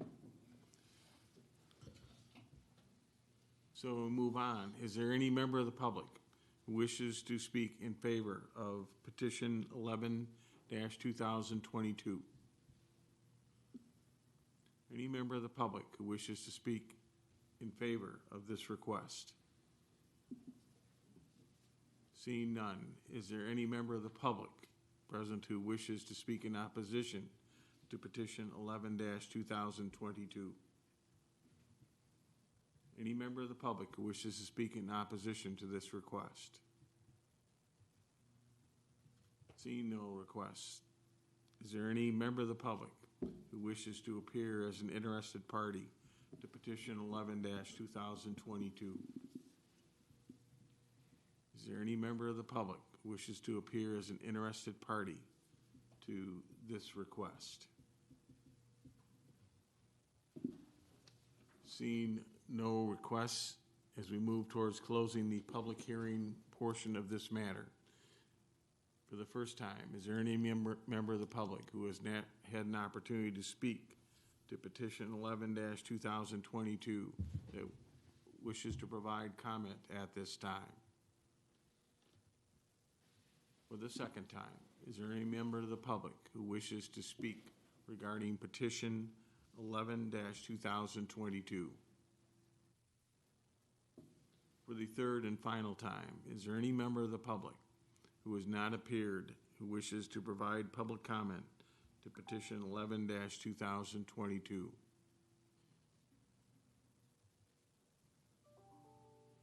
Seeing no requests from the public, committee, do you have any questions of the applicant or the staff at this time?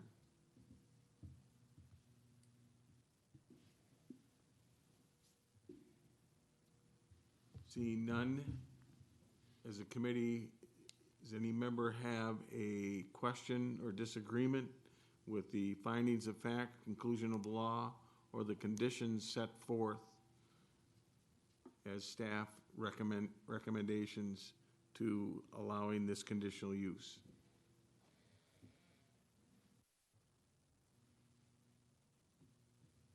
Seeing none, the public hearing portion of this matter is closed. Committee is in your hands. Dennis? Yeah, Mr. Chairman, I'd move to approve petition 11-2022, contingent upon conditions as stated in the petition, and to accept the findings of fact and conclusion of law by staff from the Land Resource and Environment Committee, or Department. Moved by Polivka, seconded by Kinsman. Discussion on the motion to approve. Any discussion on the motion to approve? If not, you've heard the motion and the second to approve a conditional use permit pursuant to 7.037, paragraph 7, subparagraph G, for the location of a temporary secondary dwelling for ag use in the town of Honey Creek on lands owned by William and Alma Gasser. This is based upon the findings of fact by staff and conclusion of law, and subject to conditions A through M. N is not, we had none of the additional town recommendations, so conditions A through M being imposed on that conditional use. All in favor signify by saying aye. Aye. Opposed, the same. The conditional use is unanimously approved. That concludes the public hearing portion of our agenda this morning. We will move on to item number 10, discussion and possible action on a resolution to amend the 2022 LRE budget to include funding for a stream bank project at the county farm. So this goes back to the discussion we had with committee and representatives from the Village of Loganville for the one project through water quality trading on the county farm property. So this resolution does outline the 33% that the committee had recommended coming from the general fund to be spaced out probably over a couple of years as we kind of work on a much larger project with the village. This will then head to the Finance Committee then on June 2nd.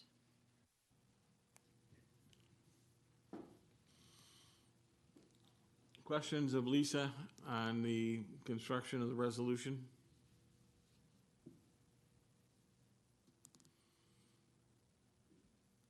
Val? I move approval of this resolution.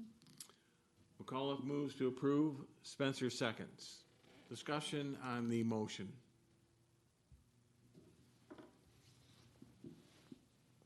I will offer that, with the committee's permission, and I believe that if I'm correct, that we discussed this, and that was the source of funding. It has been put forward that our finance director believes that perhaps instead of fund balance, we should use ARPA funds.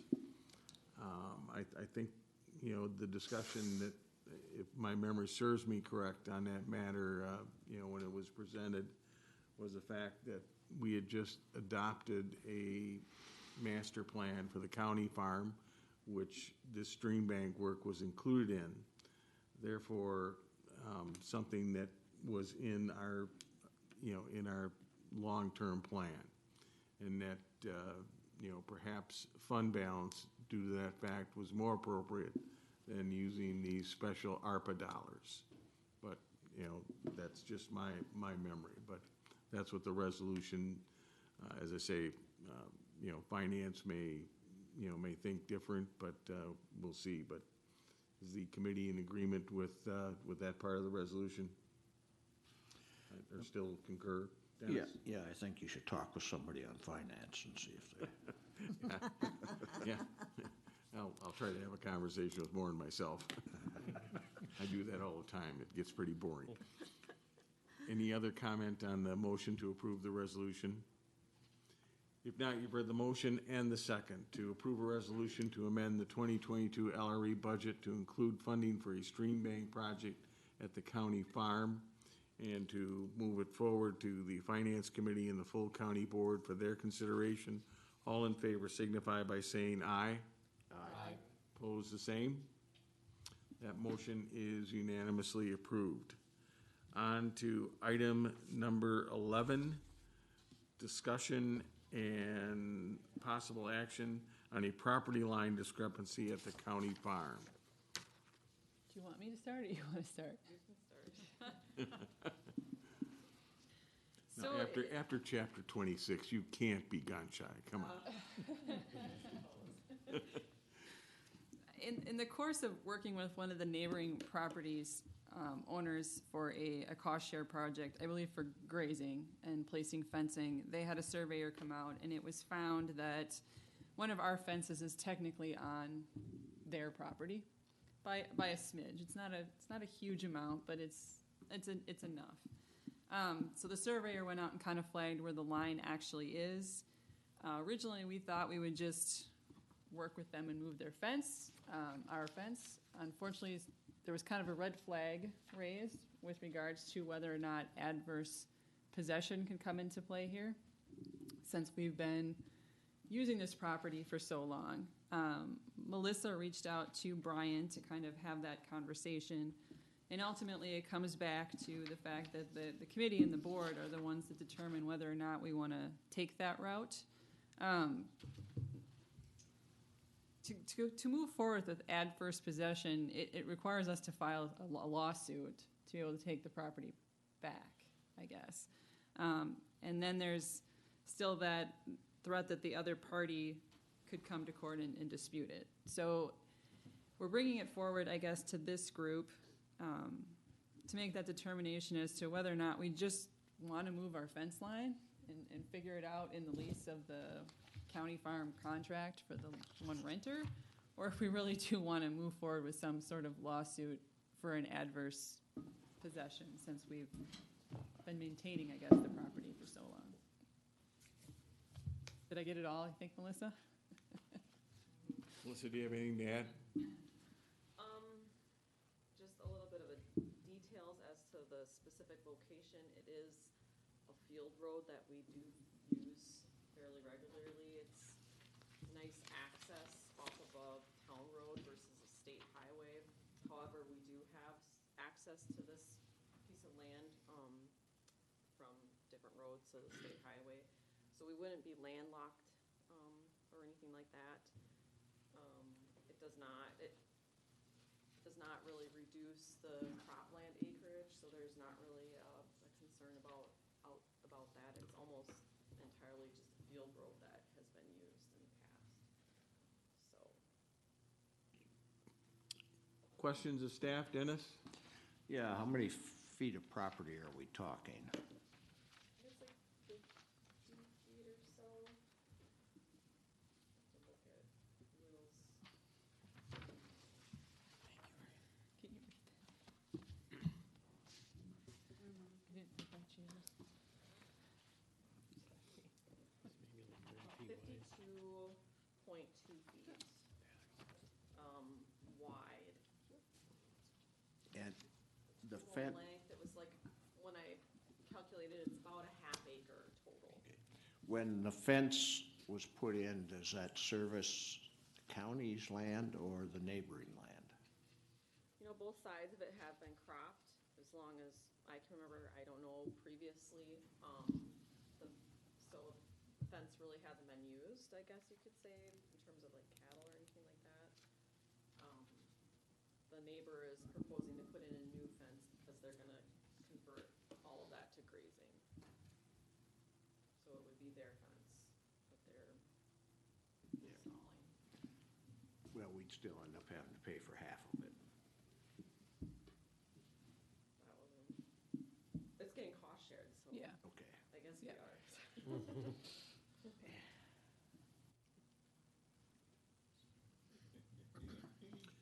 Other discussion or question? Peter? Yeah, I mean, my feeling is, since we have other access to the property, we're not really degrading our property in any way. I don't see any reason to pursue adverse possession on this. I'm not a fan of taking something away from someone. If this was really devaluing our property and it was the only way we can go with that, I would understand going that route. But we have other access. If, in the future, if there was ever an issue where you didn't want to come off the highway, the road's right there, we can create a new driveway entrance. So I just don't see this as being a great idea to go down an adverse possession route. Other discussion. Dennis, again? Well, if we take the adverse possession route, obviously, we're gonna tie money up in legal fees.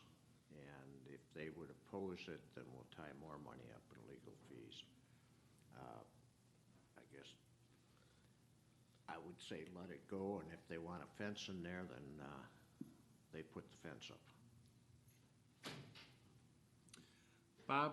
Yeah, there again, I don't think it's in the county's interest to take the land, even though, it's legally his and we're fenced wrong. Let's just let him put the fence up or go back on our property and move the lines so we're avoid that adverse possession if we can. Other discussion by the committee? I mean, we're assuming this survey is right. Correct. Yeah, I think I was told a long time ago that if you had two surveyors, they could look at a piece of property and both of them get different answers. I mean, that in my world I don't know how that happens, but I guess that's the surveying world. So Lisa, are you looking for a motion here or direction or a consensus? I think I'm hearing that the committee is not interested in pursuing any type of adverse possession on this matter. Perfect. Do we have consensus on the committee with that? Yeah. Okay?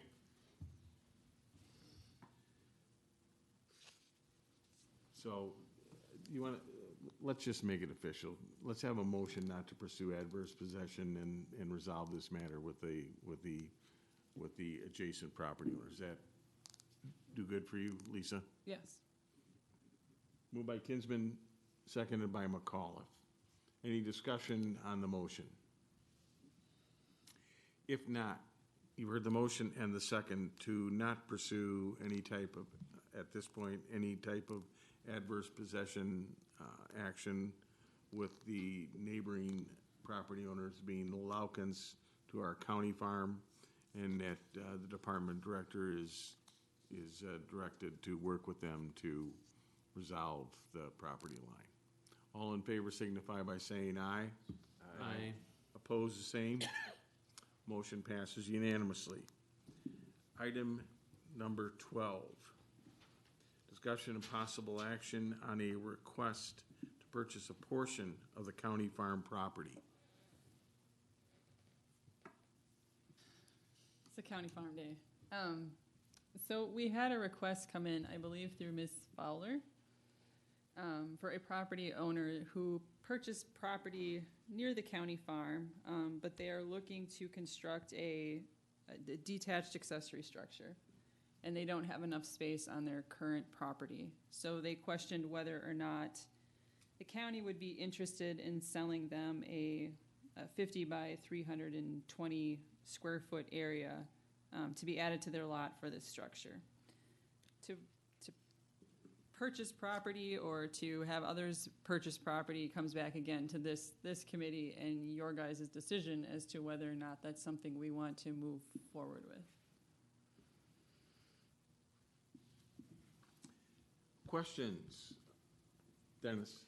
Yeah, on this map here that you got the 4 little green areas. What does that pertain to? Those little stakes, I think, that's the area they would be looking to purchase. Correct? Okay. 1088-1. Well, that, Go ahead, Dennis. that ends up making some weird shaped fields for the county, doesn't it? Oh. Yeah, you're talking about the green shaded, all Yeah. the green, those are different CSM lots. Okay. The part, I thought we were talking about the little parts, the little flags that are next to the 1088-1. That's the area that they're looking to actually purchase. Oh. So it'd be an extension of that 1088-1. Correct. So it's right by the firehouse, kind of the firehouse right behind it. A little south. Yeah.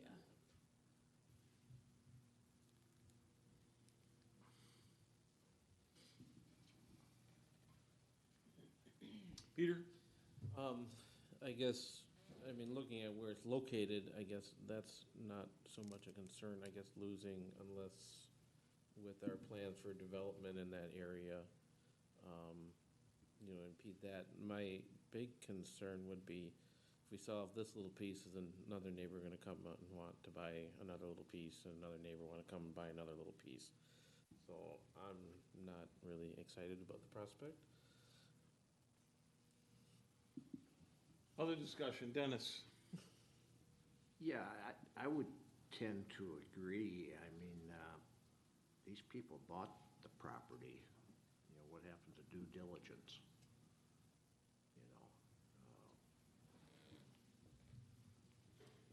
And there again, I look, it's not a big deal, but you're creating another zigzag in a field.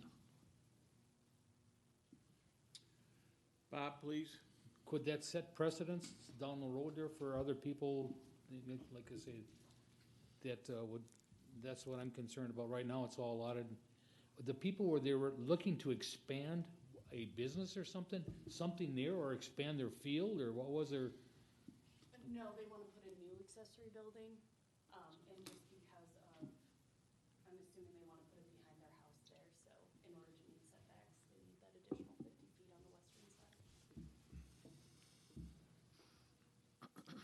Other discussion or question?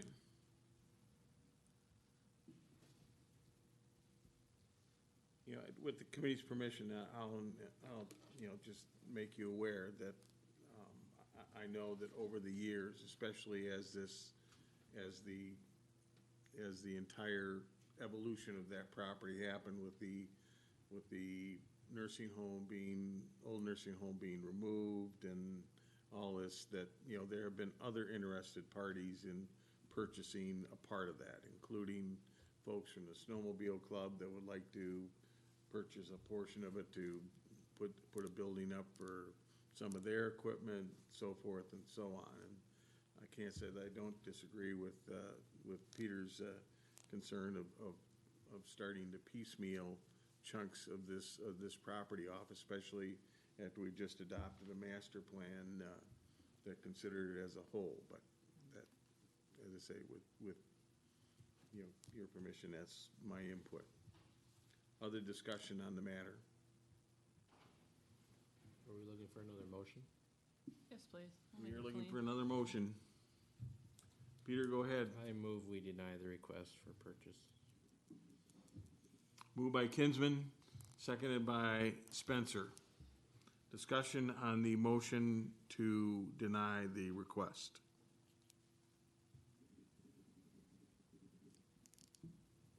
Any discussion on the motion to deny the request? If not, you've heard the motion and the second to deny a request for purchase of a portion of the county farm property. All in favor signify by saying aye. Aye. Opposed, the same. Motion passes unanimously. Now, on to item number 13.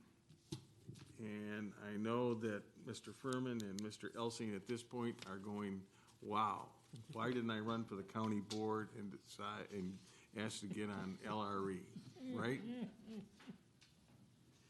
Discussion and possible approval of a preliminary plat and development plan for Phase 1 of the Lakestone Estates subdivision. Said subdivision is described as being part of government lots 3 and 4, the northwest 1/4 of the southwest 1/4, the southwest 1/4 of the southwest 1/4, Section 8, all in town 10 north, range 7 east, in the town of Merrimack, Sauk County, containing 49 acres, more or less. Good morning, Okay. Brian. Please proceed. So this is a proposed subdivision plat for the LRA committee to consider for approval. And generally speaking, to give sort of the overview, since you don't have too many plats come before you, it's essentially a two-step process with this committee. The first step is consideration and approval of the preliminary plat and the development plan. And then once those two pieces are approved with various conditions and having those conditions be met, then the developer typically comes back to this committee for approval of the final plat, which is the recorded version, which creates the sellable lots or saleable lots. So at this point, we have a proposal by Sauk Corn Company and Matt Elsing in the town of Merrimack, proposing Phase 1 of a multi-phase development called Lakestone Estates. The staff report points out two elements that are for your consideration today. One is a preliminary plat. On Granicus, you have the initial preliminary plat, which is Exhibit A1. This was submitted to our staff, and following review and comment, that culminated into the final preliminary plat, Exhibit A2, which is what you're considering for approval today. The reason we included both the initial and the finals is to show the committee what our staff review entails and how that culminates into the final version that's before you for consideration. The other part of the proposed request today is a development plan for the subdivision, and the development plan essentially includes a number of components which are prescribed by the county's subdivision ordinance, and which requires a developer to contract with an outside consultant to develop a stormwater and erosion control plan, which is Exhibit B on Granicus, a site improvement or civil plans, basically the engineer plans for the development, which is Exhibit C. Septic evaluation report, so basically we want to verify or want verification that the lots being proposed can support septic systems, that's Exhibit D. And then there are the declaration of protected covenants, or the covenants for the subdivision, which is Exhibit E.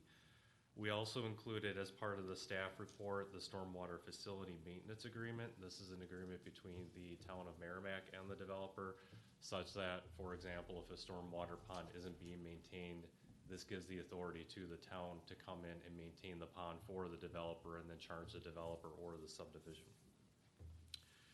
So Marty had read the legal description. Basically, this is a proposed development of 49 acres in the town of Merrimack on Lake Wisconsin.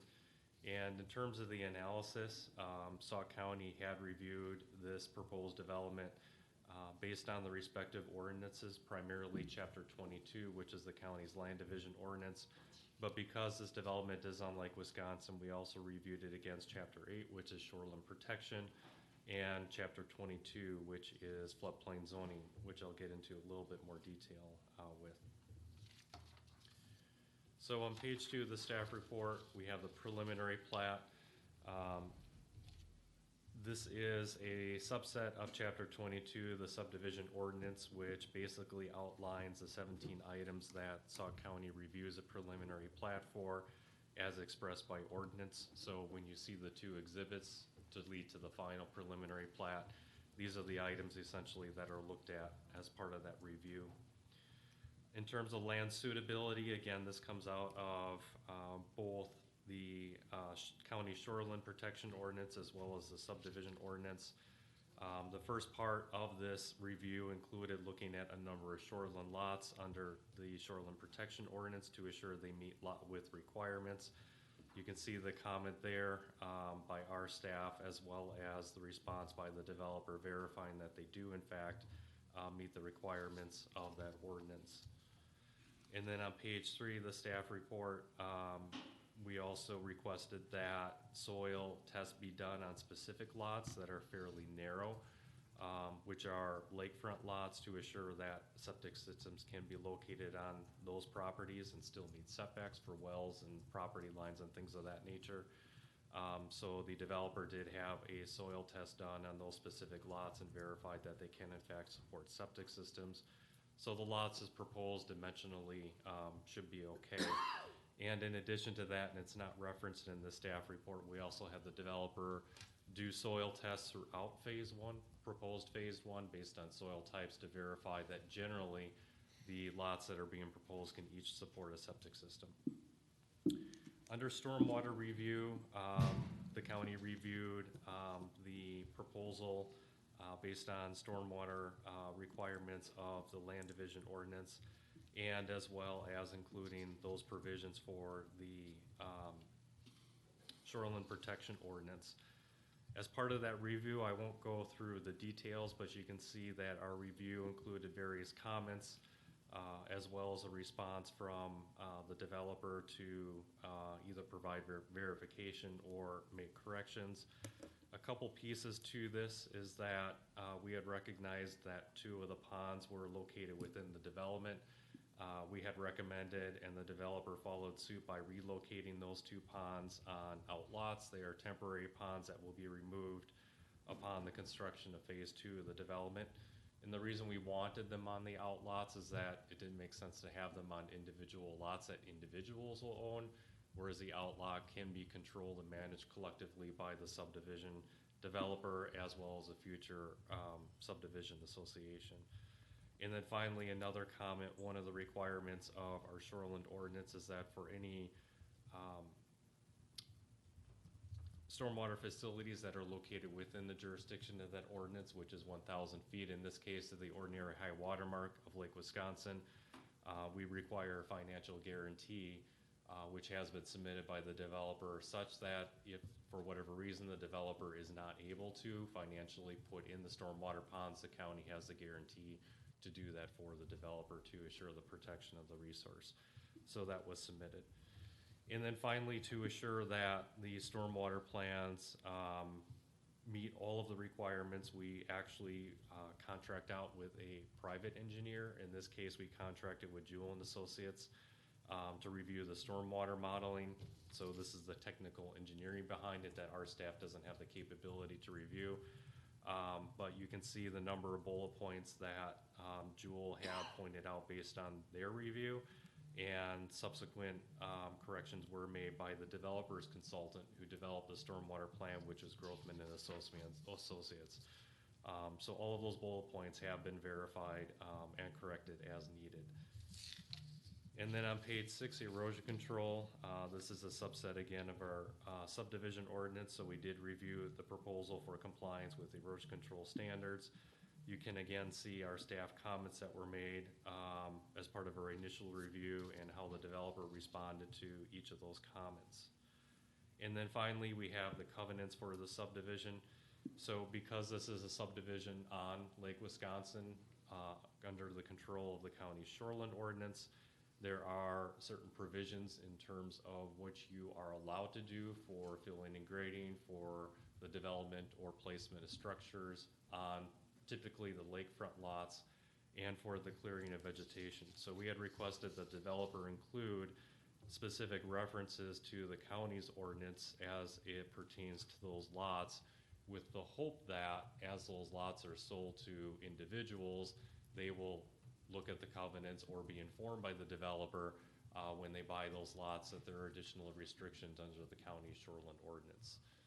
We do get into situations with developments where even though we do have provisions in the covenants, we still have violations, but it's just an effort on our part and the developer's part to make sure that we can mitigate violations before they actually occur. So that's why we ask that that be included in the covenants with which the developer did. And then finally, under the Land Resources and Environment Committee decision, staff has worked with the developer for probably a year on this development, so there's been a year's worth of work that brought us to this point. And staff does believe that the developer has met the requirements for the preliminary plat and development plan review for Lake Stone Estates Phase 1, and does recommend approval and there are 2 conditions in the staff report. One of which is a construction site stormwater permit issued by DNR. So if there's disturbance over an acre, it requires a DNR permit as well as an endangered species review. This has been completed and the DNR has approved the plans and done the review. So item 1 should no longer be a condition, but if the committee chooses to approve the preliminary plat and development plan, staff would still request that the committee approve it with a second condition, which is the issuance of a land use permit for filling and grading that's located within 300 feet of the ordinary high water mark. So basically, when they put the roads in, they're going to be within 300 feet of the edge of the Lake Wisconsin. Having the filling and grading permit is a requirement of the county shoreline ordinance. It's an easy requirement because we have all the engineer plans, but nevertheless, we still need a permit for it. So we would ask that that be made a condition of your approval. And that's all I have for the staff report. Questions on the staff report by the committee? Dennis, please. It's my understanding the town of Merrimack is on board with this. They are. I don't know where they are at with their approval, but obviously the plat won't be recorded until they give their approval too. Other questions on the staff report by Brian?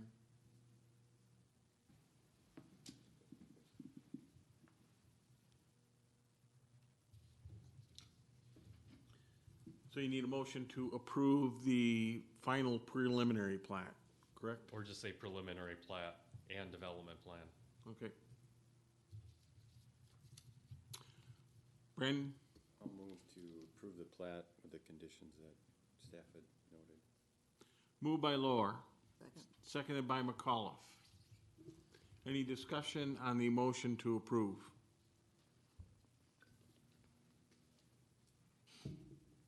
Any discussions on the motion to approve? If not, you've heard the motion and the second to approve the preliminary plat and development plan for Lake Stone Estates Phase 1 with the following condition of the issuance of a Sauk County land use permit for filling and grading that is located within 300 feet of the ordinary high water mark. All in favor signify by saying aye. Aye. Opposed, the same? That motion passes unanimously. Thank you for your patience, gentlemen. Item 14, presentation on planning and zoning service area. So Cassandra and I are planning on talking from back here. I don't know if you want to. That's fine. Microphones on.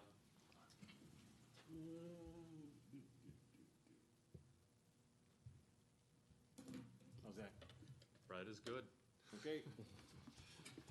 All right, so typically when we have a turnover in our committee, and we have Bob as our newest committee member, what we like to do is present on each of the service areas. Melissa presented on land conservation last week or at your last committee meeting.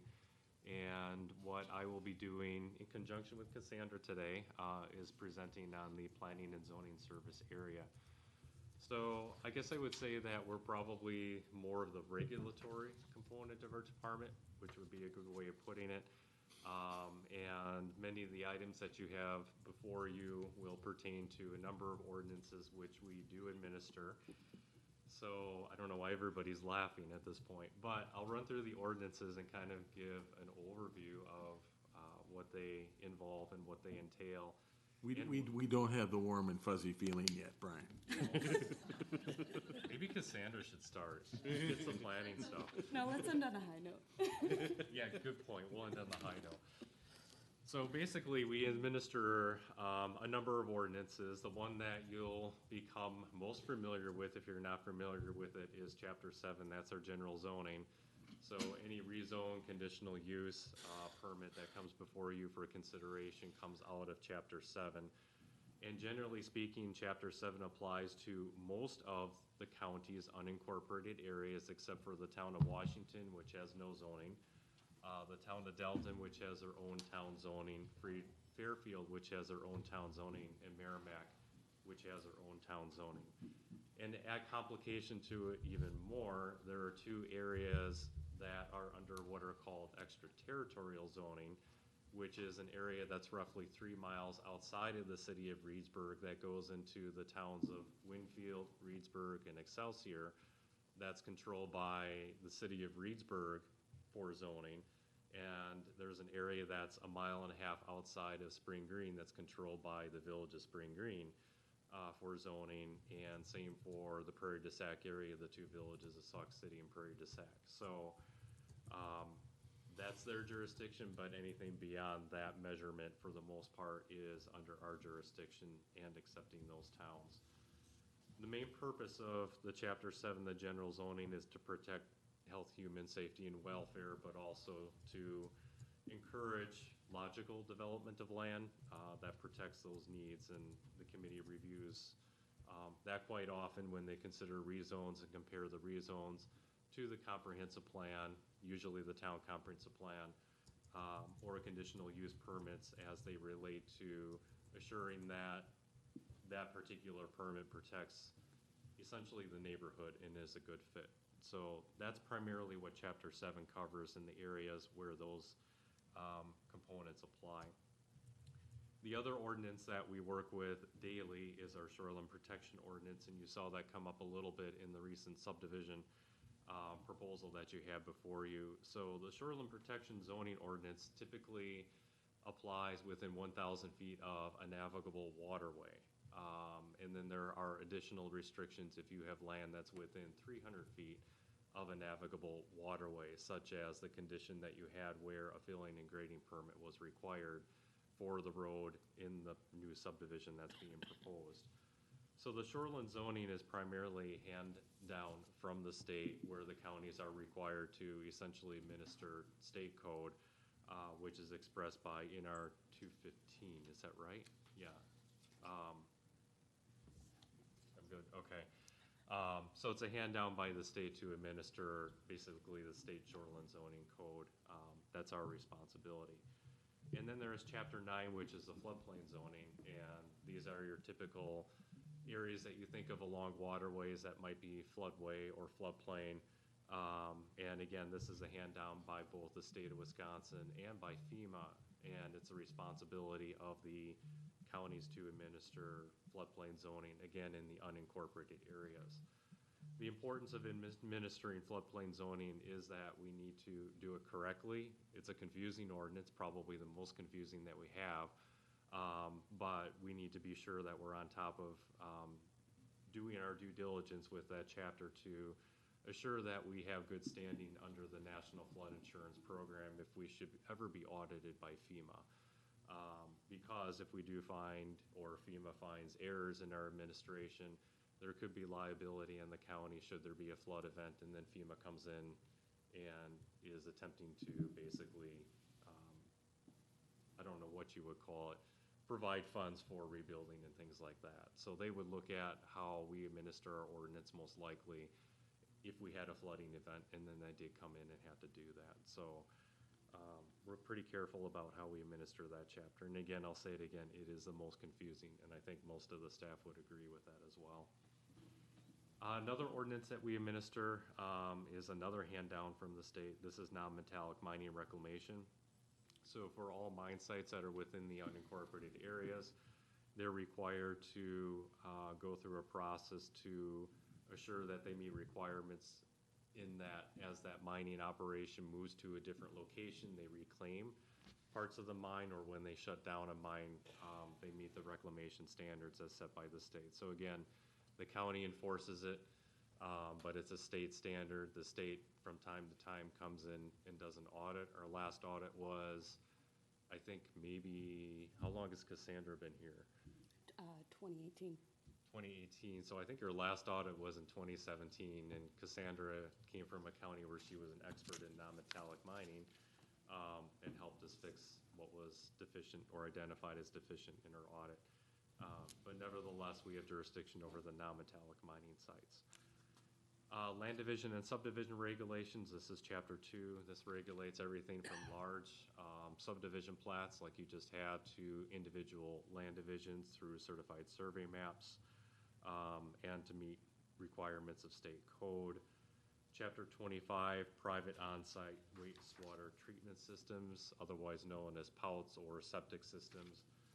So our staff does regulate that program as in terms of the review of permits for new systems, but we also do administer the maintenance program where you're required to have your system pumped and or inspected every 3 years.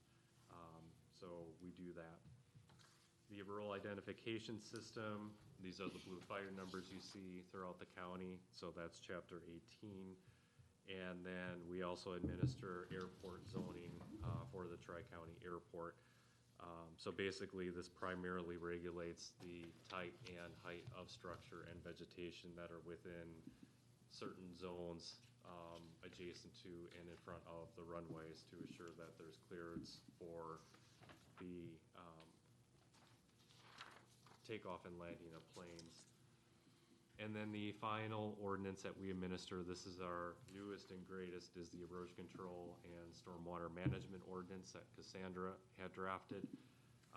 So basically, this is in conjunction typically with DNR's review of stormwater and potentially erosion control, but it puts it into the county's jurisdiction as well so that we can respond more efficiently to concerns that are out there regarding erosion control and stormwater. And recently, all of our staff got certified to be able to do inspections for the erosion control component of it. So those are our ordinances. Are there any questions generally about the ordinances that we administer? Everybody feeling warm and fuzzy now? Any questions? You all get your deputy badges at the end, so anyway, go ahead, Brian. All right, so planning projects. I'll take the first one, and then Cassandra has been the lead on the rest of the planning projects that we have listed. So the first is the Great Sauk State Trail, which everybody is familiar with. At this point, we currently have roughly 11 miles. That's a completed built trail that is being used quite heavily. I see it quite often on my commute. And we're still undergoing planning to be able to connect that trail to Devil's Lake, as well as develop a bridge over the Wisconsin River to connect to a future what will be called the Walking Iron Trail in Dane County. And likewise, the county has also begun to work with the Baraboo area community, so the town of Baraboo, city, village of West Baraboo, and a little bit with the town of Sumter, to determine where the trail could be routed through the Baraboo area. So at this point, I will say that that project is at a little bit of a standstill.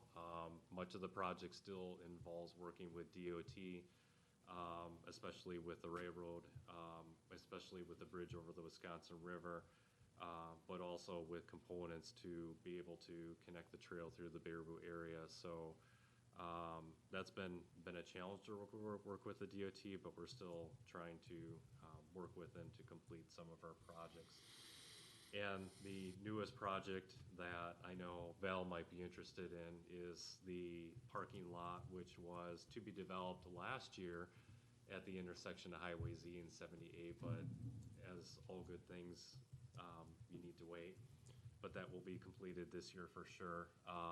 We intend, or in discussing it with Pat Kavinsky, the Highway Department, that parking lot should be probably paved by the second or third week of June, and should be open for use as a parking area and access to the trail shortly after that. So the other planning projects, I'll turn over to Cassandra to talk about. Sure. I'm just going to give a brief overview of each one we've completed so far and then some that we have in the future. So the first one being the Man Mound National Historic Landmark and then the Yellow Thunder Memorial Park individual master plans. Since completing those master plans, we were able to acquire Ho-Chung intergovernmental funds for ourselves and then also the Sauk County Historical Society. And with those funds, you may see some big changes on the property. With Yellow Thunder, they've done a prairie restoration. They've also done an additional panel in Ho-Chunk. And also in the future, they've redone the pathway through there. And there are some additional tree plantings and more mature prairie plants that they'll be placing in that area. And they've also replaced some of the monuments that were at the base of the memorial. They were some newer plaques that actually had incorrect information, and with those funds they are actually updating those with correct dates and also information that was on the original plaques that has kind of been worn away with time. So that's very exciting for that, as you see that in spring and it all coming up. And then at Man Mound National Historic Landmark, they've gotten all new panels. So there's a new 3-panel, and that was actually, they did a dedication ceremony last weekend. So if you haven't seen those yet, they did a beautiful job at them. You can step out there and see that. And then also there's a big vegetation transition going on at that property to stabilize the mound. On to White Mound County Park. So this master plan we completed early this year after almost 2 years of planning efforts. And some of the big things that are coming out of that is we were able to acquire ARPA funds to renovate the horse campground, which park staff is working on now. And that campground is currently closed, so they are working to basically reopen that. Also, as part of that plan, there was a parking and land acquisition study done. So as opportunities come available, we'll look into acquiring adjacent properties. The County Farm Master Plan, which was also completed early this year in collaboration with multiple community partners. So again, this property once housed the healthcare center, has kind of been sitting vacant for the last 10 years, besides being rented out to area farmers. And we're looking to transition this property into an agricultural community center where we have demonstration plots for farmers. You can bring kids out. Some interpretive trails and signage, and also add historical reference to some more of the history that actually happened there. So currently, conservation staff are working on updating the farm leases. Also starting next year, they'll start the 2 demonstration/research plots with whatever community partner applies to do research in those spots. And then also staff is just looking into grant opportunities for additional infrastructure on the site. And then moving forward, the Bluffview Community Park master plan was completed for that. This property is being funded through federal community development block grant funds for low-income housing. As any of you that have driven past there, there's been a lot of renovations to the apartment buildings by the private landowner there, but we are constructing a community park right near the pond, which was already designated in the original plat as a park area. But that construction is underway right now and should be completed by the end of October. So look forward to that. It should be a beautiful addition to the community, and the citizens are very excited for it. We also completed the LRE Department Strategic Plan, which was completed in April of 2022. And we've already begun implementing that internally through program offerings, trainings, and just some of the workflow strategies that we implement. But I encourage you all to take a look at that, as it has a lot of our goals and programs in it, and some of the action items that you'll see come up in our department report moving forward. But a big thing that we'll see is we are looking to generate a new format for our monthly and annual department report to make that basically more user-friendly, add in visuals, and basically have a greater impact for those projects that we do. And then upcoming, we will continue to create an individual property master plans, as we note in our comprehensive outdoor recreation plan. But the next big property that's up for a master plan is the Hemlock County Park, now that the decision on the dam has been made. The additional activities that we are working on, we are amending or doing a full comprehensive rewrite of our Chapter 7 zoning ordinance. This is a big project, but when we have that completed and reviewed by legal, we'll be going through many series of basically teaching seminars for the towns and also the committee to show the different sections that we've rewritten, and how that may affect land use or applicants moving forward. So don't worry about that. You'll have many teaching sessions coming. There's also a rewrite to Chapter 22 in the works to just update that, since it's the same one from the 1970s. And then also the Sauk County Comprehensive Plan. We are currently assisting each town that requested assistance, which is about 16 of them, to update their individual town comprehensive plans. And how we're assisting with that is we are updating all the census data for all their tables and charts, and then also updating their maps, and then provided them basically a system to go through and evaluate the plan for their updates. So a lot of night meetings for us staff, but otherwise it's a big help to the towns to get those updated. And when those are finished, we can start on our own county plan. Any questions on that portion? I thought we just got through doing Chapter 7. Oh, no, our current Chapter 7's from 2014? Yep.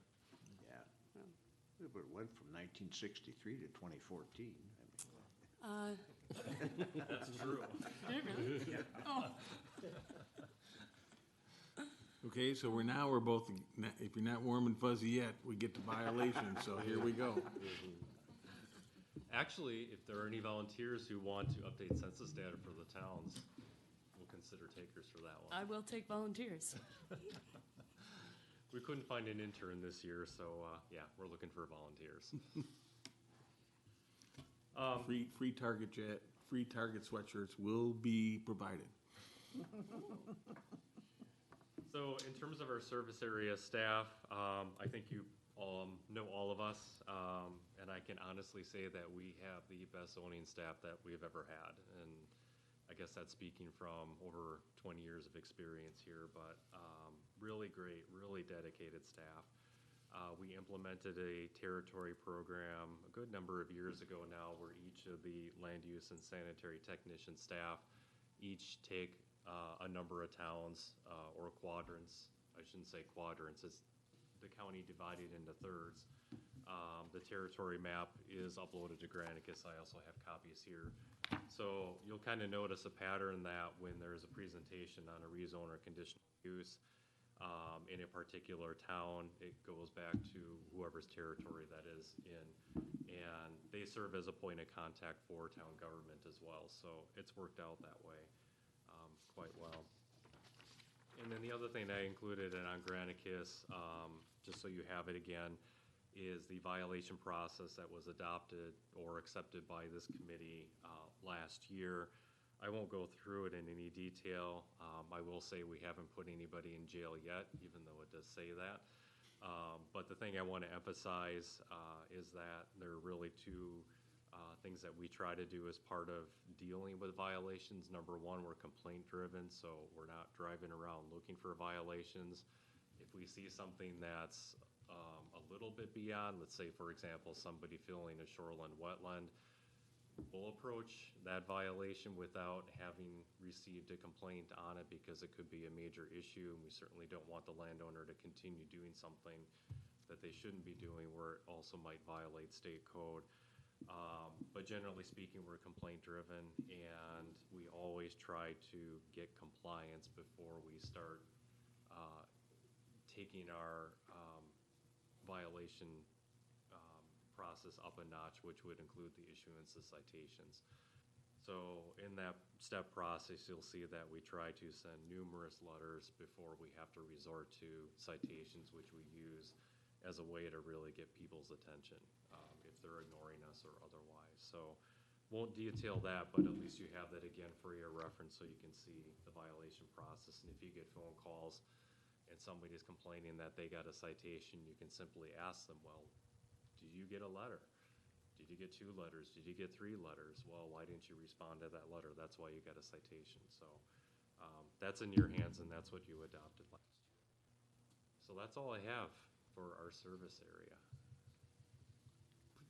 Well, I mean, Lynn's not with us this morning, but, you know, for Bob, this process was, a lot of work was put into this so that we did have a structure and an actual process or steps, you know, when violations or complaints were received. And Brian and the department did a lot of work to put this together to make sure that, you know, as a matter proceeded, that it would put the county in a position where they could actually go to court or give the answer that these have been followed. And this is a procedure, and you were notified or you were given.